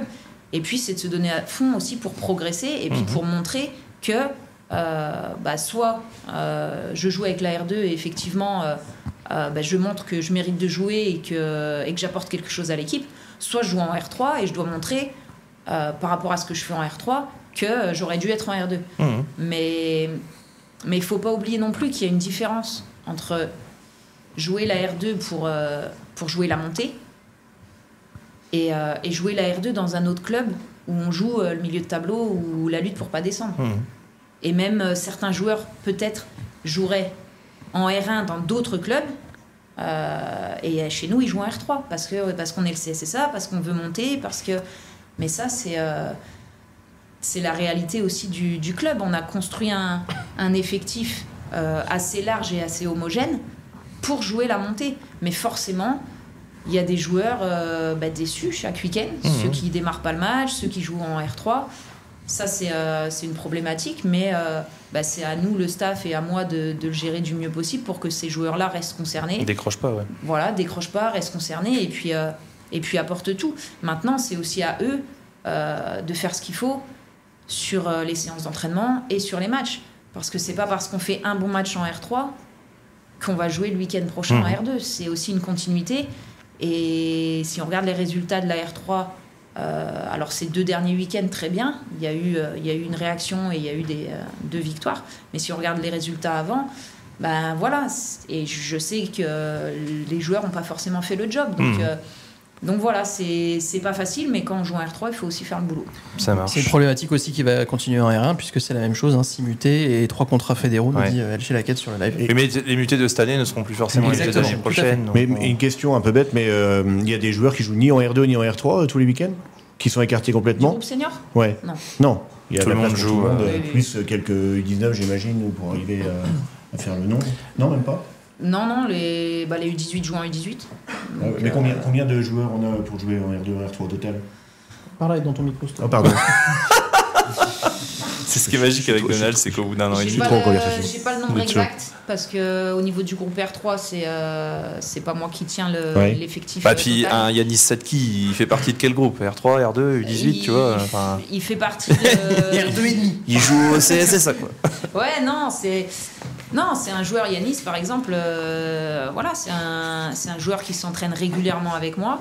Après, dans mon mode de fonctionnement, pour être totalement transparente, en général, je prends 20, 22, 24 joueurs, ça dépend, le mardi et le mercredi. Et le vendredi, je réduis le groupe pour aussi que Dusty prépare son match avec la R3. Donc souvent, je garde entre 14 et 16, voire maximum 18 joueurs le vendredi. À 14, non, parce que je garde tout le temps au moins 2 gardiens. Donc entre 15, 16, 18 joueurs le vendredi, pour aussi que Dusty prépare son match du week-end. Donc il y a des joueurs, par exemple, parfois ils font le début de semaine avec moi et puis la fin de semaine avec la R3. Et puis t'as les blessés. Il y a les blessés qui ne redescendent pas. Est-ce que j'en ai une autre qui n'a rien à voir, mais on n'a jamais... Alors, attends, je voulais faire un point sur les blessés. Parce qu'on nous demande régulièrement des nouvelles de Sedia Jabi notamment. Est-ce que tu as des nouvelles de Sedia ? Alors, par rapport à Sedia et par rapport à tous les blessés, il faut aussi... Et je fais un point aussi un peu plus large, il ne faut pas oublier qu'on est un club amateur. Oui. Et un club pro, Sedia, il aurait déjà vu le médecin, passé l'IRM. Oui, donc c'est en cours de... Là, il a été emmené à l'hôpital de Sedan. À Sedan, il a passé une radio, donc il n'y a rien au niveau osseux, il n'y a pas de fracture. Maintenant, il faut qu'il voit... son genou est gonflé, il a encore mal, donc maintenant, il faut qu'il voit un médecin et qu'il passe une IRM. Amidou Traoré ? Amidou, il s'est entraîné pour la première fois là ce soir. Ah, cool. Ouais. D'accord. Ouais. Paco, ça avait repété un peu, ça devrait repartir. Il voulait laisser là. du temps en fait pour que ça guérisse définitivement, c'est ce qu'il nous avait dit. C'est ça. Voilà. Donc, c'était les vacances de la Toussaint aussi, on le connaît Paco. Il y a Noël qui approche. C'est pas le genre de la maison. Là. Non, évidemment. Coup, encore un petit peu d'indisponibilité pour Paco. Oui. Ouais, d'accord. Ouais. Et donc, on n'a pas de gardien sur le banc à chaque fois. Est-ce qu'il y a un joueur de champ qui est capable de prendre les gants Il sera obligé si ça arrive, de toute façon. Mais je veux dire, tu les testes pas de temps en temps pour savoir lequel est le meilleur au cas où Non. J'aimerais bien voir Donald animer les séances d'entraînement du CSSA. Coach, est-ce qu'on va travailler tactiquement ? Non, ce soir, on va tester au cas où s'il faut un deuxième gardien. Moirem, prends les gants. Quoi ? Pourquoi moi ? Parce que toi, Moirem. Ok, super. Il y a juste une question de curiosité qui nous demande... Oui, Nathan, Regnault. Nathan, il devrait reprendre bientôt. Qui va revenir aussi. Ok, ça marche. Dans la semaine, il devrait... Et là, du coup, c'est bon, on a fait le tour des blessés et des absents. Romain Rosier était repris. Ah oui, pardon, Adrien Évrard. Ouais. Il a repris la semaine dernière. Pour l'instant, l'évolution est bonne. Donc, d'accord, ça tient. Les signaux sont verts. On continue les paliers monter en intensité. Mine de rien, ça faisait beaucoup quand même. Ça faisait beaucoup d'absents blessés. Ça commençait à faire. L'infirmerie était pleine. Il n'y a pas d'infirmerie, on t'a dit, c'est un club amateur. Il n'y a pas d'infirmerie. Oui, mais c'est quand même aussi difficile de composer avec ce genre d'imprévu. Donc on a la chance d'avoir un beau groupe quand même. C'est les aléas de tous les clubs et forcément, à un moment donné, c'est aussi pour ça qu'il faut un effectif large. Alors oui, il y a des déçus quand on va en R3, mais on est obligé en fait. On peut pas jouer une montée à 16 ou 18 joueurs, c'est pas suffisant. Forcément. Quand même qu'avec autant de blessés, on met quand même des pilules tous les week-ends à tout le monde, c'est dire la qualité de l'effectif de Sedan. Moi Pilules. Des pilules. Moi j'appelle ça des pilules. Non mais il y a quand même des joueurs qui font plaisir. Enfin, oui, non, mais voilà, on pratique quand même un super football, il faut le dire. Une dernière question qui n'a rien à voir, mais je l'ai vu sur le live, j'ai envie de savoir aussi. T'as croisé Léo Messi au Barça ? J'ai croisé Léo Messi au Barça. J'ai fait ma groupie et je suis allée prendre une photo. Ah ouais, c'est vrai. Voilà. C'est Léo Messi.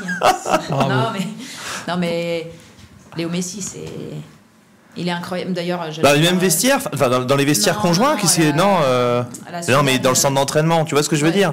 Ouais, dans le centre d'entraînement, on n'a pas les mêmes vestiaires. Non, mais ça y est, celle-là ils vont me la garder, ils vont me la ressortir pendant 8 mois. Merci. Non, mais oui, dans le centre d'entraînement. Ça t'arrive le matin. Bonsoir Léo. Bonsoir. D'accord, super. Et monsieur, vous avez des questions ? Non, je suis en train de regarder. Il y a Gaëtan qui pose une question, mais je pense que c'est un peu prématuré. Il nous demande s'il y a déjà des postes clés qui sont repérés pour le recrutement de la saison prochaine, mais je pense que c'est encore un peu tôt. C'est trop tôt. C'est un peu tôt, oui. Trop tôt, Gaëtan. Ouais, t'es en avance, mais t'es devant et tu domines ton championnat, mais de là à penser peut-être à la R1. Pas encore si tu vas jouer la R1, la R2. Non, il faut attendre encore un petit peu. Ça marche, pas de souci. Le match de dimanche à Côte-des-Blancs, on a vu qu'ils avaient pris 4-0 à Cernay-Berry-Lavanne, messieurs, ce week-end. Comme quoi, aller gagner 1-0 à Cernay, si on met de côté le fait de ce qui s'est passé avec les mutés, etc., c'était quand même pas mal, parce que l'Ocpam a chuté là-haut. Côte-des-Blancs, on a pris 4 à Berry aussi. Comment tu prends ce match-là ? Il reste 3 matchs avant la trêve. Cernay, Côte-des-Blancs, Christo et Ocpam 2. Je le prends étape par étape, comme les autres matchs. Donc voilà, c'est aussi une bonne équipe qu'on va jouer, qui certes a pris une claque. Je m'y attendais pas. Autant je m'attendais à ce que ce soit difficile. Parce qu'il galère, tout le monde le galère. Là-bas, c'est compliqué à Cernay, mais je m'attendais pas du tout à ce qu'ils en prennent 4. Après, dans ce championnat, il y a quand même des surprises chaque week-end, ou des surprises, ou en tout cas des choses qui n'étaient pas forcément prévisibles. Et voilà, donc je m'attends à un match difficile parce que déjà c'est sur un synthétique à l'extérieur, déjà ça, le premier paramètre. Et puis ensuite, voilà, c'est une équipe qui a quand même des bons résultats et qui va défendre encore crânement ses chances contre nous et qui va vouloir. Ce que je dis à mes joueurs presque à chaque match, on est l'équipe à battre clairement. Et c'est le match du week-end et le match du trimestre pour eux. C'est quelque chose. Bien sûr. Non, après, quand on regarde au niveau du classement et au niveau comptable, ce serait une bonne opération d'aller gagner là-bas. On nous signale sur le live qu'il y a un Ocpam 2 Sainte-Anne aussi, dimanche. Ouais. Donc c'est bien, tous les week-ends, il y a une affiche quand même. S'ils pouvaient avoir la bonne idée de faire match nul aussi, ce serait intéressant. C'est ça, en fait, on est la seule équipe régulière en fait, depuis le début de la saison. Donc tous les autres matchs, c'est des affiches en fait. Puis nous, on est bien réguliers, on gagne. C'est ça, c'est une bonne régularité. Les autres équipes se neutralisent en fait, puisqu'on est. Non, mais c'est vrai, en fait, ça vient de ça. Après, voilà, le seul piège en fait qu'on a sur ces matchs-là à l'extérieur, en fait, ça vient des terrains en fait. Soit on est sur des terrains qui sont soit limites ou voilà les synthétiques quoi. C'est vrai que ça c'est compliqué quoi. Donc voilà, c'est entre guillemets les seuls pièges qu'on peut avoir. Parce que après par rapport au jeu, on est à peu près sûr de notre force. Voilà, faut juste être vigilant, je pense, par rapport à ça, par rapport au terrain, et puis voilà, être sérieux. Après, on est dans le jeu, je pense. On y sera. Clairement, dernière question du live, on a la dernière. Allez, la dernière. En fait, il y a Pop Bull qui demande actuellement les diplômes que tu as pour entraîner, ils te permettent d'entraîner jusqu'à quel niveau et qu'est-ce que tu vises in fine comme niveau d'entraîneur? Je peux entraîner en R1, je peux entraîner en National 3 si je fais monter l'équipe. D'accord. Mais j'aimerais l'année prochaine aller passer le diplôme du dessus, donc le DES. Mais ça, faut être sélectionné, on va dire, parce qu'il y a pas mal de candidatures et puis ensuite il faut faire les sélections pour être prise en formation. Mais j'aimerais passer la formation l'année prochaine. D'accord. Qui, elle, te permet d'entraîner jusqu'en national. J'étais en train de me dire waouh. Non, national. D'accord, ok. C'est bon, t'as fini, Florent? Du coup, avec on avait ta dit dernière, Romain. J'ai failli lui jeter mon micro. Je prolonge juste la question. Ah, du coup, d'accord. avec ta carrière, tu peux être appuyé ou tu peux avoir un tuteur ou quelque chose par rapport à ça. J'espère. Tuteur, enfin, il n'y a pas forcément de tuteur, c'est juste ça, c'est la fédé. Et après, il faut que j'aille défendre mon beefsteak, on va dire. C'est ça, le bout de gras. C'est ça. Oui, par un entretien. Ça marche. Oui, il y a un entretien. Ouais. Super. Et ben, on est pas mal, hein. On est bien. On avait prévu un quart d'heure, ça fait 45 minutes, donc c'est bien. on est bien, on est dans les temps, nickel. Mais en même temps, c'est Parfait. notre credo, nous. Merci, Élise. De rien. Un grand merci. beaucoup, Élise. Je vous propose juste on va se rafraîchir un petit peu la mémoire. On va vous passer le résumé de CSSA Reims-Murigny. Antoine, tu vas nous couper les micros tranquillement, comme ça on va pouvoir dire au revoir à Élise et puis passer à la suite de l'émission. Vous restez avec nous puisque derrière il y a du Duel Quiz avec Donald et puis on va essayer d'avoir l'entraîneur de Côte des Blancs également, même si je vois qu'il est très tard et on a 40 minutes de retard pour l'appeler. On va voir comment ça se passe. On se retrouve juste après ça. À tout de suite.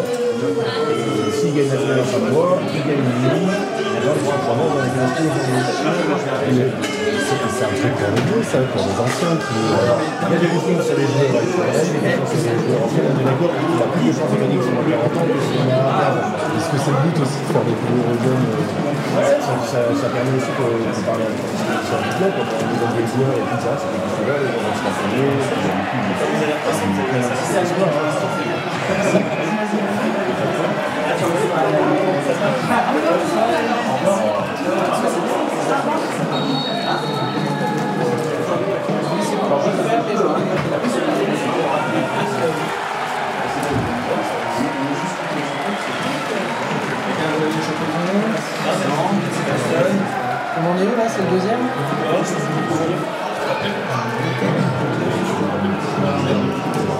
C'est vrai.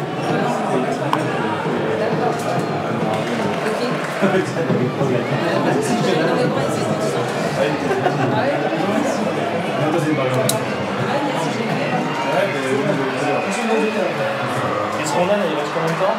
Bon, on est encore en première là. Ah mais ça va aller. Bon, il reste un peu d'émission, cher David. Merci.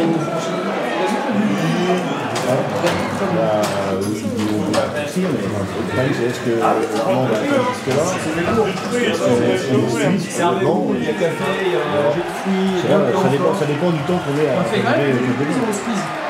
Non, on fait quand même. 3 minutes là. C'est du coup dans notre des blancs. Il y a quoi les gens?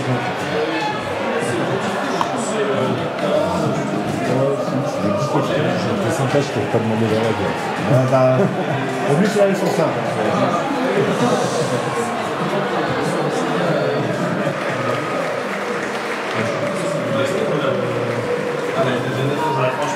Ah, elle était bien.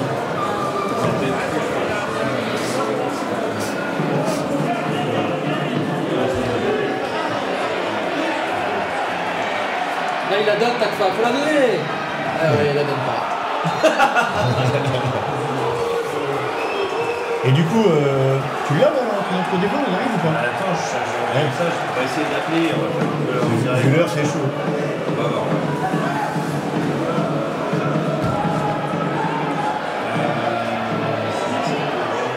Moi, c'est pareil en fait, hein. J'avais dit 9h15, on est un peu 3 quarts d'heure après. Ah, mais tu vois. Bah, c'est bon, il me dit ok, alors. Il y a peut-être l'émission. Ah, mais c'est le. Luxembourgeois. Oh putain, on va. On va encore devoir parler en allemand.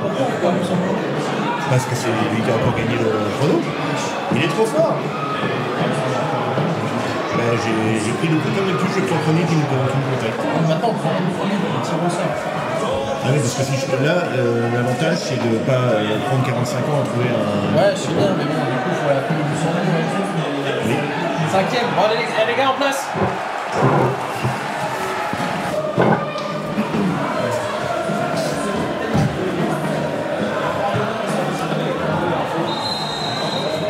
Penalty. On reprend après le péno, les gars. En place. Allez, on. Attention.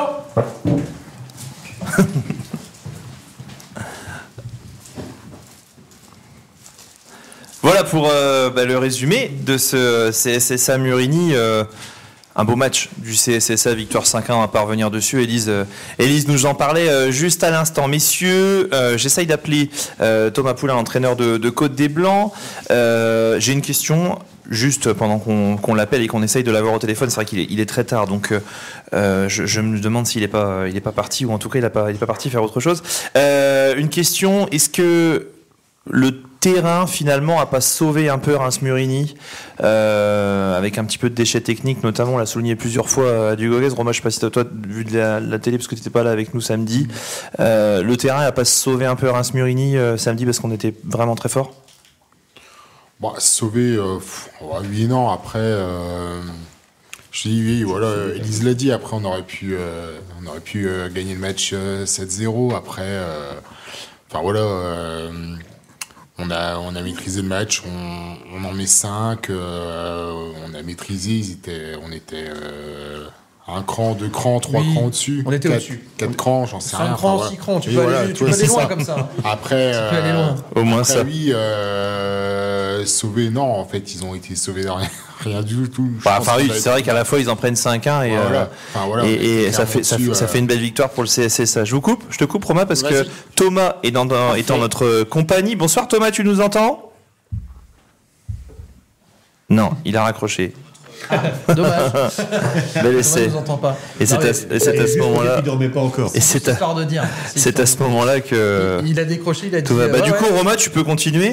Non, mais voilà, après. On était au-dessus. On était au-dessus. Voilà, après, c'est le genre de. La pelouse, je sais pas, la pelouse, elle était correcte. Un peu trempée, peut-être. Enfin, il y avait. C'était pas si dégueulasse. C'était bien. C'est le seul truc qui est dommage sur ce match-là. Voilà, c'est ça, c'est de prendre un but. Le voilà, Thomas. Là, je te coupe, mais c'est. Thomas, tu nous entends?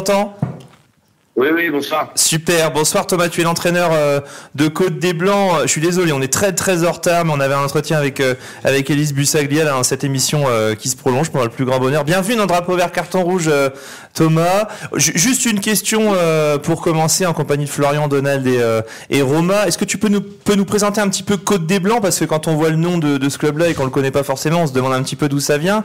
Quelle est l'historique du club et qu'est-ce que tu dirais pour présenter Côte des Blancs? Bon, écoutez, bonsoir. Déjà, merci de m'inviter sur cette émission un petit peu particulière pour moi, parce qu'on n'a pas forcément l'habitude, nous, en tant que club amateur, d'assister à ce genre de réunion. Donc, écoutez, Côte des Blancs, pour faire simple, c'est 300 licenciés. C'est une commune qui est avoisinante d'Épernay à 20 km. D'accord. Donc, club rural, hein. Avec Une équipe. Vous m'entendez? Oui, on t'entend très bien. Ah oui, on est tout oui, en fait. On boit tes paroles. Non, pas forcément. Avec du champagne, ça serait mieux. Vous serez bien accueillis dimanche, donc pas de souci. C'est vrai que c'est pour ça que ça s'appelle Côte des Blancs. Ouais, c'est une commune qui est liée sur 3 communes, donc qui a été appelée Blanc-Coteau, donc de là du fait que le club s'appelle Côte des Blancs. D'accord. Ça fait un peu Pinard FC, je trouve. Hein. Oui, c'est vrai. Pinard FC, il dit Donald. Chardonnay Football Club. Bon, écoutez, si vous êtes du voyage dimanche, on pourrait éventuellement vous faire déguster quelques bons crus. Oh voilà. Alors, tu sais quoi? Bien sûr, mais, je vois Alexandre au fond de la salle, notre cadreur, qui fait ouais, trop bien. En fait, dimanche, on devait venir à 6. Ben là, je regarde sur le Facebook de Drapeau Vert Carton Rouge, on est 28. Effectivement, ça y est. On sait à quoi motiver les bénévoles de DVCR maintenant. On passe au championnat de R2 là. Comment ça se déroule ce début de championnat pour vous? J'ai vu qu'il y avait eu un bon début de championnat. On vous évoquait un petit peu avec le CSSA comme potentiel leader et concurrent du CSSA. Et puis dimanche, patatrac, vous avez pris 4-0 à Beru. Comment ça se passe votre début de championnat? Écoutez, vous l'avez bien résumé. C'est un début de championnat qui est un petit peu conforme à nos attentes, malgré tout. Parce qu'on fait un bon début de championnat avec, qui plus est, une équipe rajeunie, on va dire. C'était vraiment le fil conducteur et ma volonté première de rajeunir un petit peu cette équipe et faire un petit peu plus local. D'accord. Donc on savait pas forcément où on allait en termes de résultats dans un premier temps, parce qu'on passait du groupe B au groupe A, pardon. Ah oui, donc vous aviez échangé de groupe. Vous étiez dans le groupe de quoi? De l'Aube l'année dernière? C'est ça, on était dans le groupe de l'Aube Haute-Marne. Donc c'était un groupe moins homogène que sur le championnat où on est cette année. D'accord. Donc voilà, nous on a fait le pari un petit peu d'intégrer de la jeunesse. Donc la mayonnaise dans un premier temps a pris et les résultats forcément parlaient en notre faveur. Mm-hmm. Donc moi j'irai pas jusqu'à me positionner à un concurrent direct au CSSA parce qu'on est peut-être pas forcément armé et peut-être avec un petit peu moins d'expérience. On est content de notre début de championnat. Sincèrement, et puis comme l'a dit votre coach dans le live, effectivement, quand vous l'avez stipulé, on a pris une claque dimanche. Comment tu l'expliques? Le terrain, qu'est-ce qui s'est passé à Beru là? Il y a plusieurs facteurs qui fait qu'on a pris 4-0. Après, effectivement, quand les facteurs qui ont mis des buts. Ouais, ça marque beaucoup à cerner les facteurs et ça recrute fort à la super intéressant si vous souhaitez. Et vous êtes comme vous êtes un petit peu en manque d'efficacité, comme vous avez pu le dire tout à l'heure, peut-être éventuellement rechercher un facteur dans votre prochain mercato, ça peut être sympa. On va voir. Bon, justement, le match de dimanche, là, comment vous l'abordez? On gare le bus, qu'est-ce qu'on fait? On tente tout à domicile parce qu'on est fiers de jouer à domicile? Alors écoutez, forcément une rencontre un petit peu particulière. On rencontre le CSSA, leader du championnat. Comme vous l'avez bien dit, vous mettez des roustes à tout le monde, donc forcément on va s'appuyer là-dessus. On va jouer avec nos armes, avec nos forces, avec nos convictions. Surtout. On garde le bus, quoi. J'ai dit Non. Je suis. Alors sans prétention aucune de ma part, je suis pas un entraîneur qui ferme les jeux. Ah, ça c'est une bonne nouvelle. Parce que nous, on vient pour commenter un match de foot, pas un match de hand. Non, très sincèrement, après, on va faire par rapport à nos forces. Mais croyez-moi que je ne suis pas fervent de mettre le bus. Ça marche, pas de souci. Est-ce que tu as quelques infos pratiques à nous donner pour dimanche? Prix d'entrée, je sais pas, accès, parking, buvette et restauration, surtout buvette. Donald, j'ai dit buvette, il a ouvert les yeux.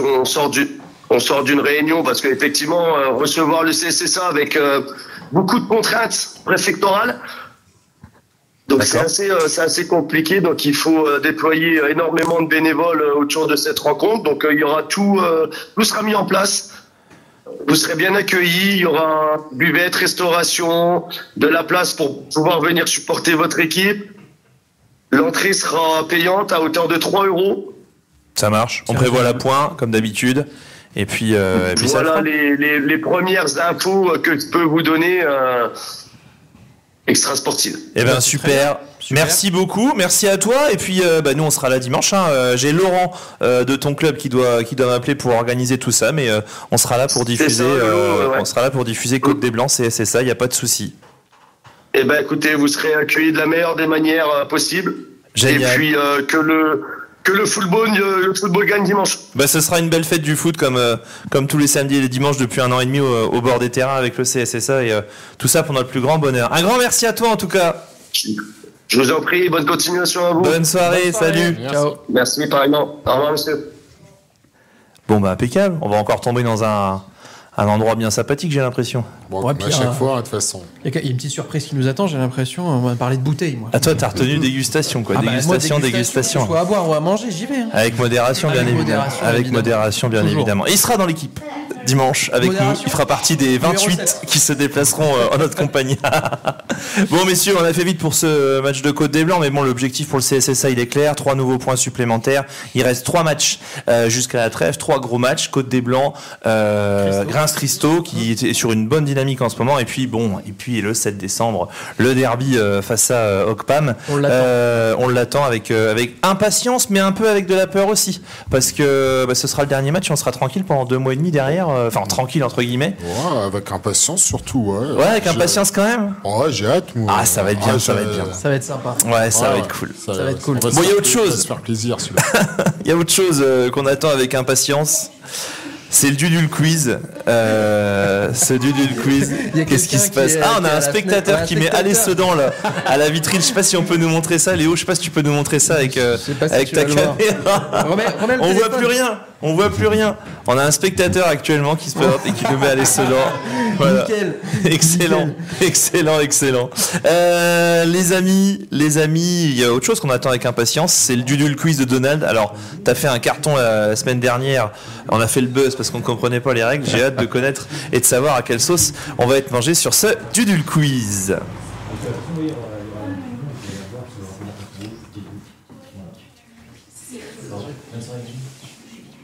Le Dudul Quiz, à bientôt. Salut. Il nous arrive des trucs, il y a des fois. Donald, est-ce que tu... Viens, je passe du chef. Non, tu mènes de là-haut. Ici, Ouais, tu le fais d'ici. Ok. Attends, je m'en vais. Ah oui, parce que sinon tu vas voir. Voilà, c'est ça. Florian part. Changement de place. Bah oui, parce que tu vas Ok. On a un truc exceptionnel aujourd'hui. C'est un truc de dingue. L'auditeur qui a gagné le prono flash de ce dernier match, c'est Armand qui avait déjà gagné le prono flash le mois dernier et qui n'avait pas pu défendre ses chances en finale malgré sa qualification parce qu'il était à un concert, je ne sais plus de qui d'ailleurs. De Bob Dylan. Bob Dylan, c'est quand même pas. Un luxembourgeois, on le rappelle. Ouais, je vais encore me taper 153 € de facture. Je suis en train d'appeler. On donne quand même pour des VCR. On donne. Ouais, on donne, ouais. Hop. On appelle Armand. Ah, Armand, il a répondu 2 fois au Dudul Quiz. Et c'est bien que c'est sans vidéo, parce que comme ça on voit que Donald, au-delà de la perruque, pour le Dudul Quiz, il met les lunettes. Il a sorti les lunettes. T'as besoin des lunettes, Donald. Je les connais pas par cœur. La vieillesse me guette. C'est écrit trop petit en fait sur sa feuille. Ah, c'est extraordinaire. Bon, en on fait, appelle. C'est à côté, Florian, c'est écrit trop petit. T'as même pas triché non plus. J'aurais rien vu, effectivement. Allez, mon Donald. Ouais, on attend Armand qu'on va retrouver. On avait passé un bon moment. Il est là, Armand. Armand, tu nous entends? Ah. Oui, je vous entends bien. Merci. Il nous entend. Armand, le roi des pronos. Un peu moins des questions au Dudul Quiz, mais alors le roi des pronos. Et pour la petite anecdote, Armand, il me croise au Clubhouse samedi dernier. Il me voit, il me dit, on se voit au Dudul Quiz lundi. Je dis pourquoi? Il me dit parce que j'ai le bon prono. Je dis non, tu déconnes. Si, j'ai le bon prono. On va faire le Dudul Quiz. Incroyable. Tu triches ou quoi? Alors par contre, Armand, si t'es en haut-parleur, est-ce que tu peux te enlever le haut-parleur? Ah oui, il faut prendre le téléphone à ton oreille. Si c'est possible. Excellent. Parle-nous, Armand. T'es toujours là? Ouais, du coup, il a raccroché. Il l'a mal pris. Non, il est toujours là. Armand, en tout cas, je l'ai là. Armand, est-ce que tu nous entends? Je crois qu'il s'est mis en silencieux. On l'a perdu, Armand. Armand, si tu es là, frappe 3 coups. Ouais. C'est incroyable. Comment ils font à RTL2 pour avoir des gens nickel, pile poil Ils s'appellent pas au Luxembourg déjà. Déjà. Pourtant, c'est Radio Télé Luxembourg. Armand est quand même un supporter de Sedan, mais qui vient du Luxembourg à chaque fois pour regarder les rencontres. Ouais. Il vient du. Ouais, c'est ça. Il habite au Luxembourg. Il vient à chaque encore fois. Là, samedi. Ouais, il vient à chaque fois. Il est trop fort. Il fait même les déplacements. Hein. Tiens, hop, ça repart. Je vais encore tomber sur la messagerie, la messagerie Orange. Vous vous souvenez Allez, c'est parti. C'est bon là Alors. Oui. Impeccable. Allez Donald, c'est parti, on y va pour le quiz. Choisis un partenaire, mon ami Armand. T'as le choix entre Flo, Romaric ou Thibaut. Ah, c'est le décalage horaire. Hein. Armand. Oui. Tu dois choisir un partenaire pour le jeu. Est-ce que tu choisis Thibaut, est-ce que tu choisis Roma ou est-ce que tu choisis Florian? Oh, je vais choisir Thibaut. D'accord. Tu vas encore pas gagner ce mois-ci. Bon, allez mon Roma. C'est très simple, on joue à des charades. J'ai sorti des charades. Ah, c'est bon ça, je suis bon à ça. Bien pourris. Ah, j'y arrive bien. Avec des jeux de mots tout aussi pourris. Ça, j'y arrive bien. Pour essayer de retrouver des anciens joueurs de Sedan, voire des actuels, on ne sait pas. Question à 1, 2, 3, 4 ou 5 points en fonction de la difficulté. Sachant qu'il y en a quelques-unes bien corsées. On y va, Armand, choisis le niveau de ta première question. Combien de points, Armand? La première question. Une facile, une difficile? C'est au Luxembourg ou en Corée du Sud qu'il est? Je sais pas. Armand, il faut choisir les points des questions. Oh, je vous entends très mal. Hein. Ah bon? Bah pourtant, tu nous as dit que tu nous entendais bien tout à l'heure. Alors, je dois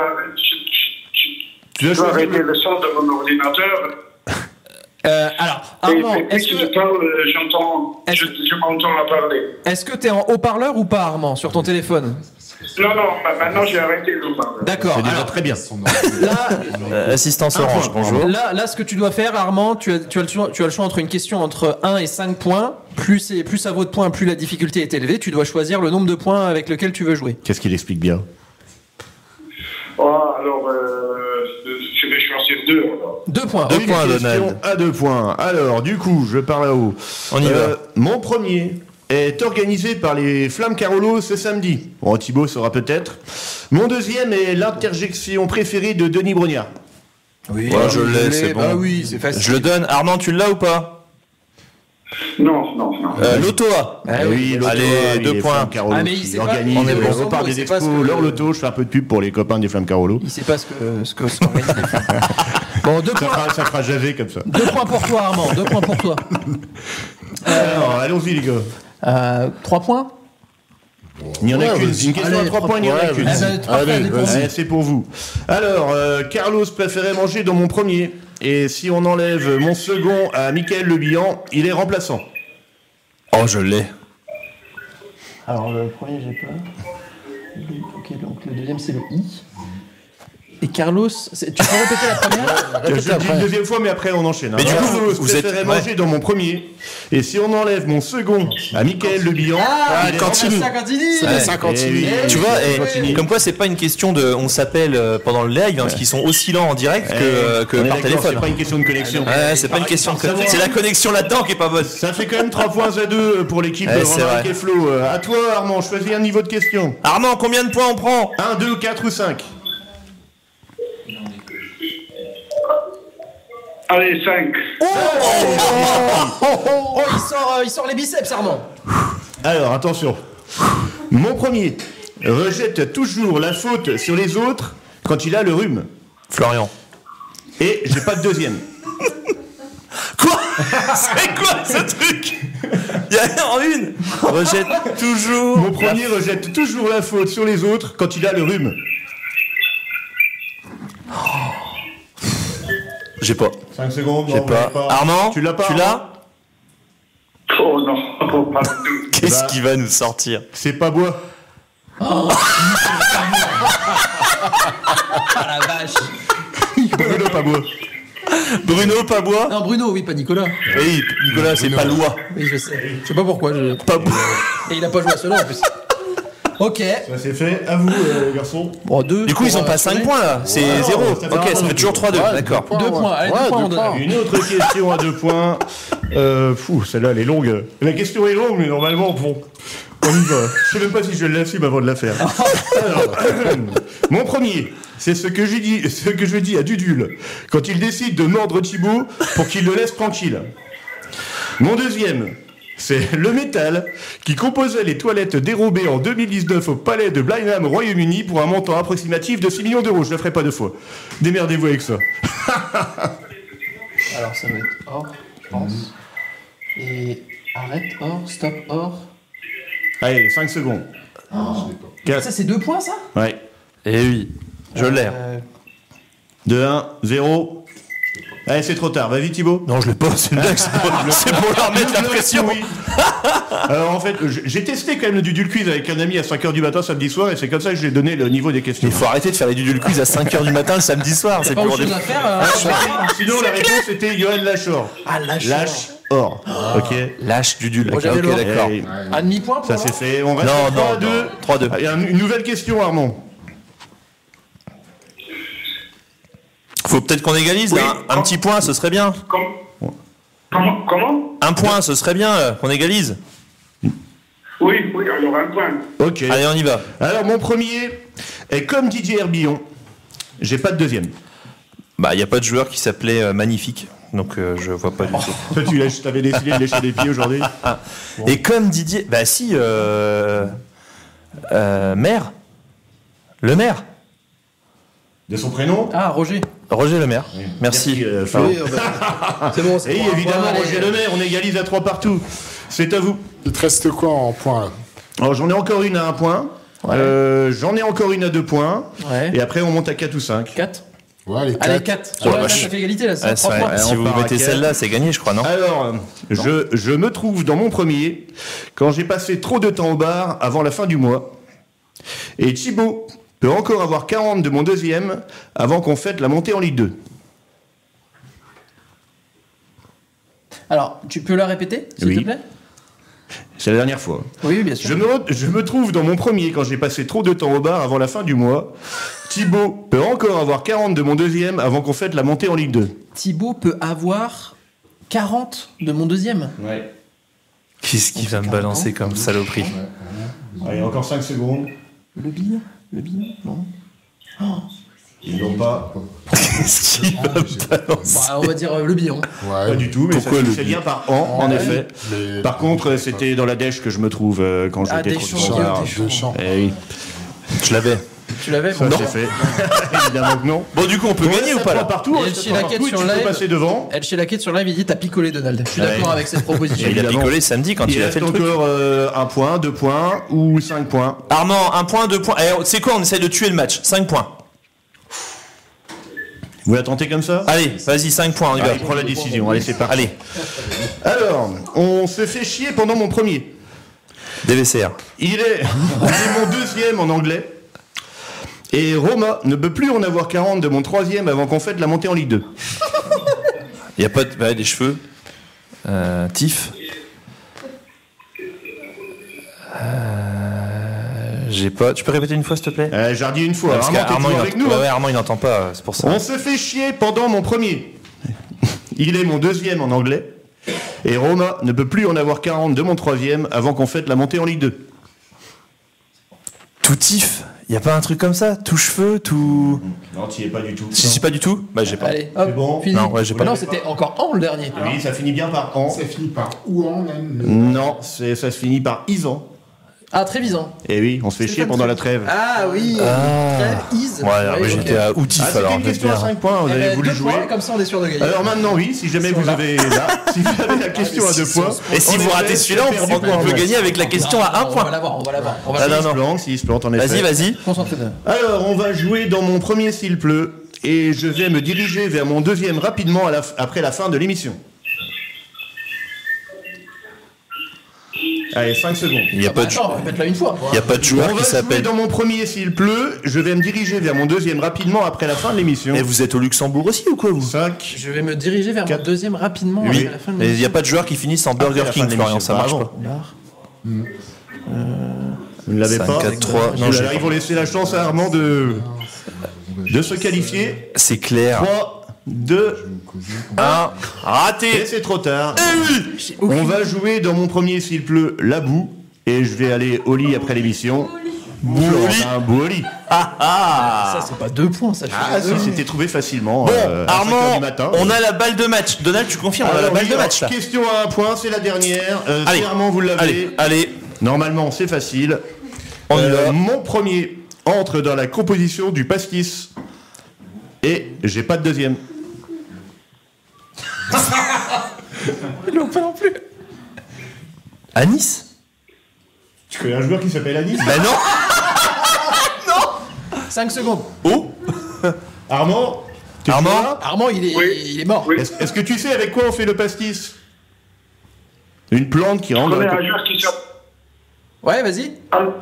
Ouais, vas-y. Alexis. Ah, non. La composition du pastis. Une plante qui sert à faire le pastis, tu sais? Non, tu... Oh non. Aïe. J'ai pas. Ah putain, je le Armand, croyais. il est en train de se dire, mais attends, on joue. Je la croyais très simple, je suis désolé. Hein. Mais Jean-Michel Badiane. C'est avec la Badiane qu'on fait le pastis. La vache. Ah ouais, j'avais pas.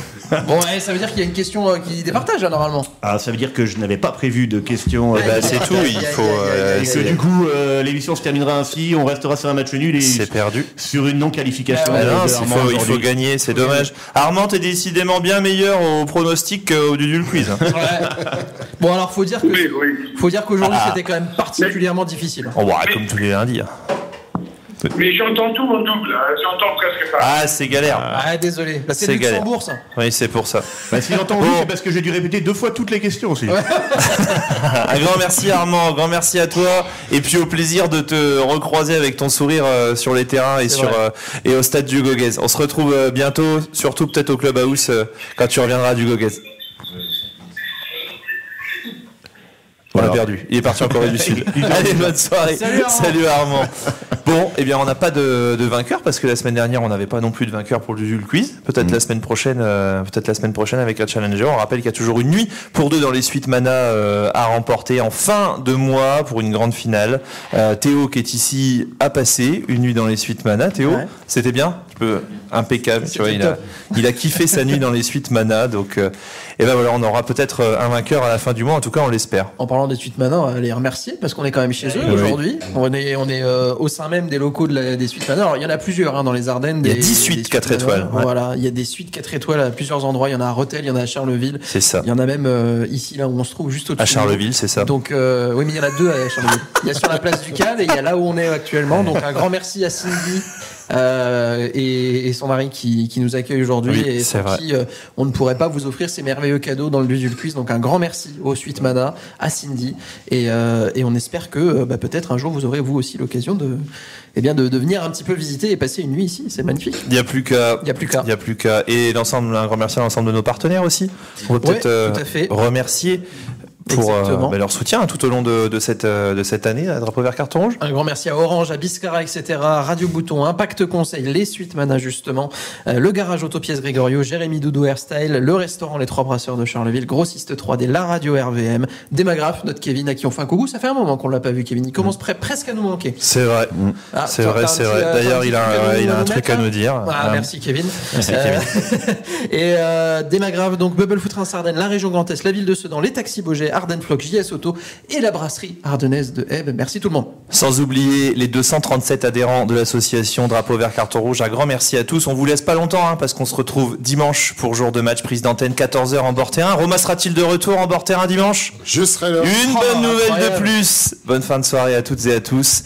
Et d'ici là, allez Sedan. Allez Sedan.